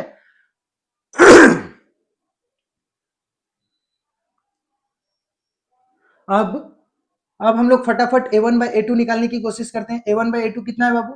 a1 कितना है यहाँ पर 2 लिख दिया। a2 कितना है 4 लिख दिया। 2 1 जा 2, 2 2 जा 4, कितना आ गया 1/2 आ गया ना। ठीक है, फिर b1 बाई b2 लिखते हैं। b1 बाई b2, b1 कितना है बाबू? यहाँ पर देखो 3 है। b2 कितना है बाबू? यहाँ पर देखो 6 है। 3 1 जा 3, 3 2 जा 6, कितना आ गया 1/2। a1 by a2 b1 by b2 के बराबर हो गया। ये वाला कैसे हो गया? अब C1 बाई C2 यहाँ लिख के देखने की कोशिश करते हैं। C1 बाई C2, C1 कितना है बाबू? यहाँ पर देखो -8 है ना, और C2 कितना है बेटा? -5, माइनस माइनस कट गया तो कितना बचा 8/5। क्या C1 बाई C2 के बराबर आया? नहीं आया। मतलब ये जो केस है वो मेरा फुलफिल हो गया। बात क्लियर है? हम पहले ही इसको लिख लिए कि इसी के रिगार्डिंग हमको लिखना है। क्लियर है?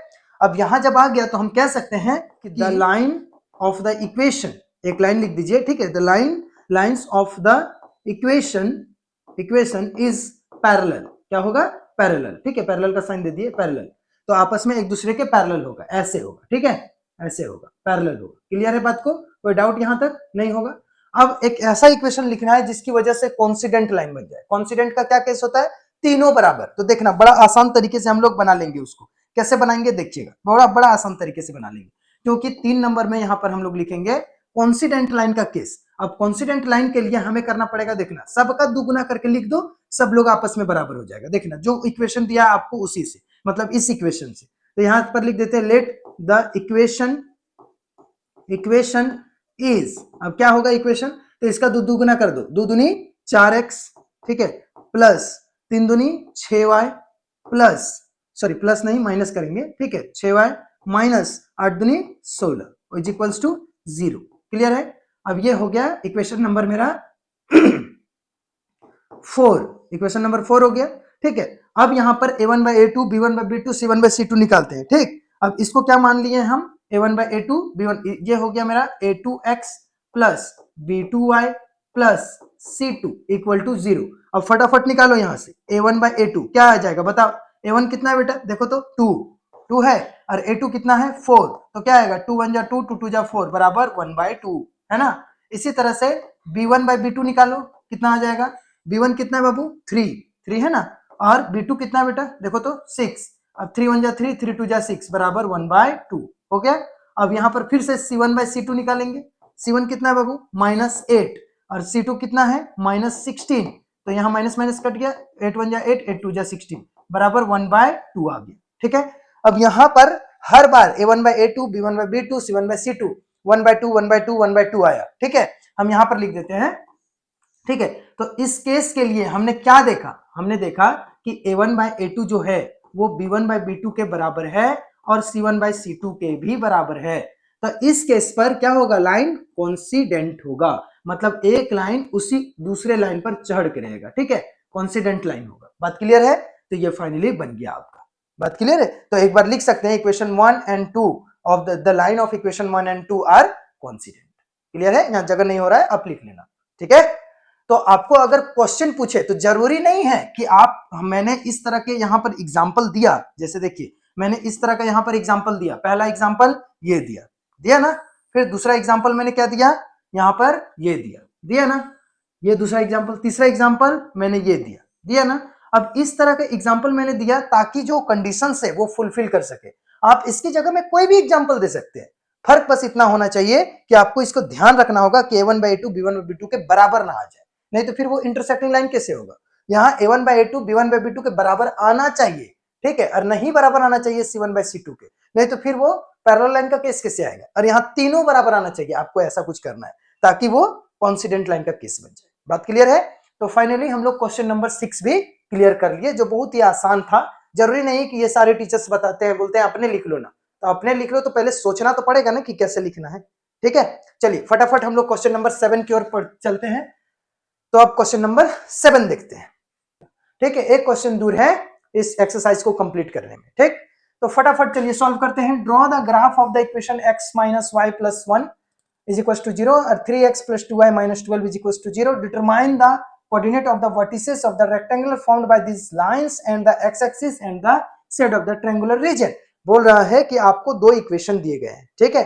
उन दोनों इक्वेशन में कुछ ऐसा है कि इन दोनों इक्वेशन में आप एक लाइन ड्रॉ करेंगे, जो आपका इक्वेशन 1 का लाइन होगा वो, फिर इक्वेशन 2 का लाइन ड्रॉ करेंगे, ड्रॉ कर दिया आपने इक्वेशन 2 का लाइन, ये 1 का है ये 2 का है, ठीक है, ड्रॉ कर दिया।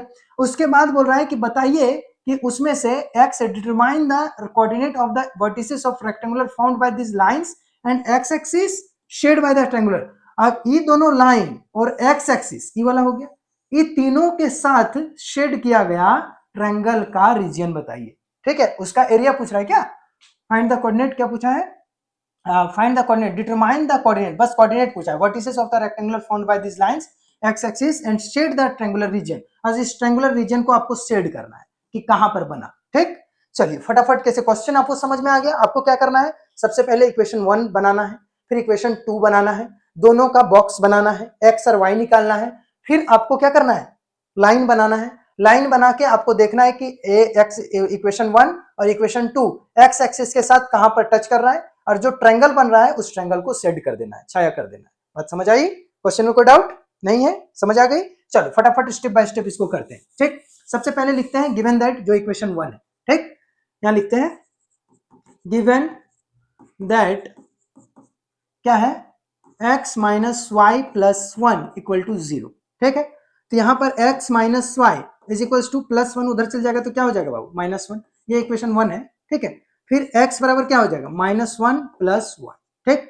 अब यहां से हम लोग इसका कोऑर्डिनेट निकालने की कोशिश करेंगे, यहाँ एक बॉक्स बनाएंगे और x और y का वैल्यू रखेंगे, ठीक। बड़ा आसान तरीके से हम लोग रखेंगे, कैसे रखेंगे देखिए, ठीक।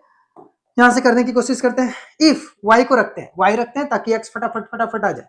y को अगर 1 रखे तो 1 माइनस 1 0 हो जाएगा, x 0 आ जाएगा। देखना कितना आसान से रखेंगे, लिखते हैं यहाँ इफ, दूसरा कलर ले लेते हैं, if y is equals to 0, ठीक, देन तब क्या हो जाएगा, x बराबर -1, ठीक है, प्लस 0 बराबर -1।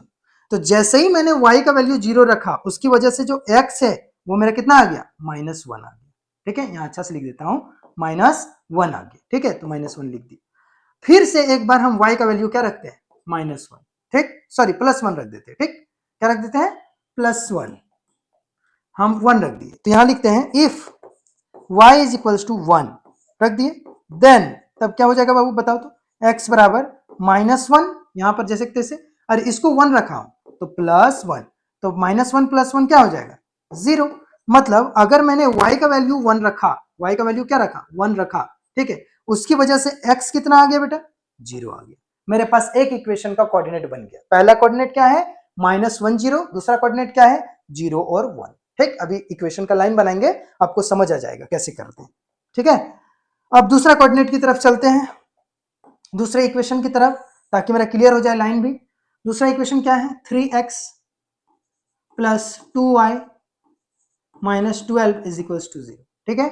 अब यहां पर 3x जैसे तैसे है ना, अरे -12 उधर चल जाएगा तो बाबू +12, अरे -2y उधर, +2y उधर चल जाएगा तो -2, ठीक है। तो -12 को उधर ले गए प्लस हो गया, +2y को उधर ले गए -2y हो गया, ठीक। फिर यहां पर क्या करेंगे, x का वैल्यू रखेंगे, 3x के जगह में सिर्फ x रखेंगे, x बराबर 12 माइनस 2y डिवाइडेड बाय 3, ठीक है। इसको थोड़ा सा ध्यान से करना होगा क्योंकि ये अजीब सा पेचीदा टाइप का है, फिर भी कोई दिक्कत है नहीं, हम लोग कर लेंगे, कोई बड़ी बात नहीं है, ठीक है, उतना हम लोग को नॉलेज हो चुका है। x रखे, y रखे बेटा, ठीक है। अब x में क्या ऐसा वैल्यू रखे, y में क्या ऐसा वैल्यू रखे जिसकी वजह से यह एक ऐसा नंबर बन जाए कि 3 से कट जाए। मान के चलो अगर 1 रखूं, चलो 0 रखता हूं, 2 गुना 0 बराबर 0, ये पूरा तरह से 0 बन गया, 2y, तो बचा क्या 12। अब 12 को 3 से डिवाइड कर दो, 3 चौके 12 मतलब 4, मतलब सही है मेरा y अगर 0 रखूं तो मेरा काम बन जाएगा, ठीक है। y 0 रखूं तो काम बन जाएगा। तो चलो करते हैं, if y is equal to 0, मान लिया कि y बराबर क्या है 0, तो देन तब क्या हो जाएगा बताओ, देन y 0 रखते हैं, then x is equal to 12 का 12 माइनस 2 इंटू y के जगह में 0 डिवाइडेड बाय 3। अब करते हैं 12 minus 0 divide by 3 is equal to 12 divide by 3, 3 चौके 12 यानी 4। तो जैसे ही मैंने y 0 रखा, x कितना आ गया 4। कोई डाउट यहां तक नहीं होगा। अब हम लोग कोई और नंबर रखते हैं, थोड़ा बड़ा रखते हैं, चलो 2 रख देते हैं, 2 2 जा 4, 4 को 12 से घटाते हैं, 8 बचा, नहीं होगा, ठीक है। आप अपने मन से कुछ भी रख सकते हैं, चलो 1 ही रख देते हैं, 1 को रखें, 2 1 जा 2, ठीक है, y की जगह में 1 है, 2 1 जा 2, 12 से 2 गया तो 10, 10 से 3 नहीं कटेगा, 2 भी नहीं हुआ, 1 भी नहीं हुआ, 3 रखते हैं, 3 2 जा 6, 12 में से 6 गया तो 6, हाँ कट जाएगा। तो चलो फटाफट यहाँ लिखते हैं, और एक बार इफ y बराबर, और एक बार लिख देते हैं यहाँ पर, if y is equals to 3, ठीक है, y is equals to 3, then क्या होगा बाबू बताओ, then y is equals to 3 रखे तो देन x बराबर क्या हो जाएगा, 12 माइनस 2 इंटू 3, यहाँ देखो 12 माइनस y की जगह हम 3 रखे तो बस इस 3 की जगह क्या लिख दिए, 3, y की जगह लिख दिए 3 डिवाइडेड बाय 3 हो गया, तो 12 माइनस 6 बटे 3 हो गया, तो 12 में से 6 गया तो 6 बटे 3, 3 से डिवाइड करो, 3 1 जा 3, 3 2 जा 6 मतलब 2, जैसे ही मैंने y का वैल्यू 3 रखा उसकी वजह से x कितना आ गया, 2 आ गया, मेरे पास कोऑर्डिनेट अब तैयार है, मेरे पास कोऑर्डिनेट क्या है, तैयार है। कौन कौन कोऑर्डिनेट तैयार है, चलो देख लेते हैं हम लोग। मेरा पहला कोऑर्डिनेट -0 और 1 तैयार है ना, दूसरा कोऑर्डिनेट 0 और 1 तैयार है, ठीक है, इक्वेशन 1 का, और इक्वेशन 2 का यहां पर तैयार है, ठीक। अब इक्वेशन 1 और 2 का ग्राफ खींचते हैं, फटाफट क्लियर करते हैं इसको, ठीक है। चल यहां पर हम लोग ग्राफ खींचते हैं, इस तरह से कर दिए, ज्यादा से ज्यादा कितना दूर तक लेंगे, बहुत दूर तो लेने की जरूरत मुझे है भी नहीं, कितना दूर तक लेना है, देखो तो कहां तक गया है, 4 तक ज्यादा गया है, तो हम डॉट डॉट करके 4 तक ही लेंगे, इससे ज्यादा आगे नहीं लेंगे, ठीक है। चलो यहां करते हैं, 1 2 3 4, 1 2 3 4, थोड़ा बड़ा बड़ा कर लिए, फिर 1 2 3 4, 1 2 3 4, पीटी की तरह हो रहा है ना, डांस सीखने जैसा, 1 2 3 4 1 2 3 4, ठीक है। अब चलो पहला वाला लाइन को बनाते हैं, अब देखो बार बार मैं इसको लिख नहीं रहा हूं कि यहाँ प्लस गया माइनस गया प्लस गया माइनस गया -1 -2, उतना नॉलेजेबल है आप समझ सकते हैं, और जो वहां कॉपी जांचने के लिए बैठा है ना, वो भी उसके पास भी उतना नॉलेज है कि बच्चा को पता है, क्योंकि जब हम लोग कोऑर्डिनेट करते हैं, पॉइंट करते हैं, तो उस कोऑर्डिनेट को लिख देते हैं, तो कोई दिक्कत तो है नहीं वैसे भी, ठीक है। चलो -1 और 0, एक्स एक्सिस में -1 यहाँ आ जाएगा ना, यहाँ कर देते हैं इस तरह से, एक्स एक्सिस में -1 यहाँ आ जाएगा, ठीक, आ गया, दूसरा कलर से कर देते हैं, एक्स एक्सिस में -1 यहाँ आ गया, इसका कोऑर्डिनेट का नाम क्या है, -1 0, यहाँ लिख देते हैं -1, 0 लिख दिया, ठीक है। फिर क्या है, एक्स एक्सिस में 0, वाई एक्सिस में 1, एक्स एक्सिस में 0, वाई एक्सिस में 1, यहाँ पर +1 यहाँ पर, ठीक है, तो ये हो गया एक्स एक्सिस में 0, वाई एक्सिस में 1, ठीक, ये हो गया आपका दूसरा कोऑर्डिनेट, बात क्लियर है। अब ये दोनों को मिला के एक लाइन खींचो, बहुत सामने है, खींचने में कोई दिक्कत नहीं होना चाहिए, बहुत ही शानदार लाइन होगा, ठीक है। चलो करते हैं, ऐसे ऐसे लाइन खींच दिया, ठीक है। अब दूसरी लाइन, ये क्या हो गया, इक्वेशन 1 का लाइन हो गया बाबू, इसको क्या लिखेंगे, इक्वेशन 1 का लाइन, इक्वेशन 1 है ये, ठीक। अब इक्वेशन 2 का लाइन, इक्वेशन 2 के लिए मेरे पास कोऑर्डिनेट क्या है, देख लो यहाँ पर 4 0 और 2 3, तो 4 0 कहां पर होगा, एक्स एक्सिस में 4, वाई एक्सिस में 0, 1 2 3 4 यहां पर होगा, ठीक है। तो इसका क्या नाम है, 4 0, क्या नाम है बोलो, 4 0, तो यहां लिख देते हैं 4, 0, ठीक। और दूसरा इक्वेशन, दूसरा पॉइंट क्या है, कोऑर्डिनेट क्या है, 2 3, तो यहां पर लिखेंगे एक्स एक्सिस में 2 और वाई एक्सिस में 3, 1 2 3 यहां, तो ये यहां आ गया 2 3, ठीक है। तो फाइनली यहां पर आ रहा है, तो यहीं पर ना टच करेगा, तो देखो आ तो गया मेरा आंसर, ठीक, देखते ही देखते आ गया, ठीक। अब इसका हम लोग इसको और इसको मिला देते हैं, इसका पहले इसका लिख देते हैं कोऑर्डिनेट क्या है, इसका कोऑर्डिनेट क्या है 2 3, लिख देते हैं 2 3, एक्स एक्सिस में 2, वाई एक्सिस में 3। अब इसको पूरी तरह से हम लोग लाइन खींच देते हैं, यहां से यहां तक मिला के लाइन खींच दिया, ठीक है, इसको थोड़ा और ऊपर बढ़ा दिया, ठीक है। ये इक्वेशन किसका लाइन हो गया, इक्वेशन 2 का लाइन, किसका लाइन हो गया, इक्वेशन 2 का लाइन हो गया, इसका नाम है इक्वेशन 2, ठीक है। अब इक्वेशन 1 और 2 कहां पर इंटरसेक्ट किया बेटा, यहां पर 2 3 में, इसका पॉइंट P नाम दे देते हैं, ठीक, इसका पॉइंट P नाम दे देते हैं। ये इक्वेशन 1, इक्वेशन 2, और क्वेश्चन ने क्या बोला था, किसके साथ आपको देखना है, देखिए ध्यान से, आप क्वेश्चन ने बोला था कि vertices of the triangle formed by these lines, मतलब equation 1, equation 2 and the x axis ये वाला, ठीक है। अब इसके साथ जो क्या बोलते हैं ट्रायंगल बना, शेड द ट्रायंगुलर रीजन। अब इस ट्रायंगल रीजन को शेड कीजिए। चलो शेड करते हैं, कौन सा कलर से कर दे, कोई भी कलर से कीजिए, क्या फर्क पड़ता है। तो चलो इस कलर से मैंने शेड कर दिया, ठीक है, शेड कर दिया। तो ये जो रीजन मेरा निकला, ये हो गया ट्रायंगुलर रीजन, जो आपको मांगा गया रीजन था, जो आपको पूछा गया रीजन था। ठीक है, कैसे, देखिए ध्यान से कैसे, ये देखिए यहां पर ये इक्वेशन 1 का लाइन, ये इक्वेशन 1 का लाइन, ये इक्वेशन 2 का लाइन, और ये एक्स एक्सिस, और यही तीनों मिलकर मेरे पास एक ट्रायंगल बना, जिसका नाम हम कुछ भी दे देते हैं। यहां नाम दे देते हैं हम P दे दिए, इसका नाम दे देते हैं Q, इसका नाम दे देते हैं R। तो यहां पर लिखेंगे therefore triangle PQR is the required, जो पूछा गया क्वेश्चन है ना, required triangular region, required triangular नहीं होगा, triangle PQR is the required triangle. ठीक है, जो पूछा गया ट्रायंगल है वो है ट्रायंगल PQR। अगर इसका एरिया पूछता तो एरिया भी निकाल देते, एरिया निकालना बहुत आसान है। बेस कितना है, 1 2 3 4 5, और हाइट कितना है, कभी कभी आंसर पूछ देता है हाइट कितना है, देखो तो आंसर है 1, हाइट कितना है 1 2 3। ठीक है, तो हाइट 3 हो गया, और बेस कितना हो गया बेटा 1 2 3 4 5। यहां तक तो 4 ही है, लेकिन इधर भी तो 1 आया है, तो 5 हो गया, यहां से लेकर यहां तक। अगर आपको पूछता एरिया, तब आप लिखते 1/2 into base into height, area of triangle. ठीक है, और 1/2 इंटू बेस कितना है 5, हाइट कितना है 3, तो ये बन जाता क्या 5 या 15, 15/2, इतना हो गया स्क्वायर यूनिट। ठीक है, इतना हो जाता आंसर, ये हो जाता। ठीक, लेकिन आपको इतना पूछा नहीं है, आपको सिर्फ और सिर्फ क्या पूछा है, ट्रायंगुलर रीजन। तो बस इस 5 और 3 लिखने की भी जरूरत नहीं, बस ट्रायंगुलर रीजन लिखिए, साइडेड कीजिए, हो गया। तो फाइनली हम लोग एक्सरसाइज 3.1 पूरी तरह कंप्लीट कर लिए। आप देख लीजिए एक बार, स्क्रीनशॉट ले सकते हैं, पीछे करके आप देख सकते हैं, बार बार समझ सकते हैं। अगर ये क्वेश्चन पूछेगा बेटा तो 3 मार्क्स का अकेले पूछेगा, या 4 मार्क्स के क्वेश्चन में हो सकता है, कभी कभी 5 मार्क्स के बड़े क्वेश्चन में हो सकता है, क्योंकि 4 मार्क्स का तो आपका आता है केस स्टडी, तो 4 मार्क्स में नहीं देता है। और अगर देगा केस स्टडी में तो दे भी सकता है, क्योंकि वहां पर कुछ नाम दे देगा कि राम है, श्याम है, उन्होंने इस तरह से ट्रायंगल बनाया, तो बताइए ट्रायंगुलर रीजन का एरिया क्या है, इस तरह से पूछ सकता है। बात समझ आ रही है। तो इसको अच्छे से हम लोग सॉल्व कर लिए, फिर अगले वीडियो में मिलेंगे। 3.2 पूरी तरह से कंप्लीट करेंगे बिना कोई देरी के, इसी तरह नॉन स्टॉप। ठीक है, तो पढ़ते रहना है, मस्ती करते रहना है, मन की हारे हार है, मन की जीते जीत, मन से जीतना है और पढ़ना है। ठीक है, चलिए मिलते हैं नए वीडियो के साथ, नए क्लास के साथ, एक नए शॉर्ट में, न्यू शॉर्ट में 3.2 पूरा लेकर आएंगे। बाय बाय, टेक केयर, खुश रहिए, मस्त रहिए।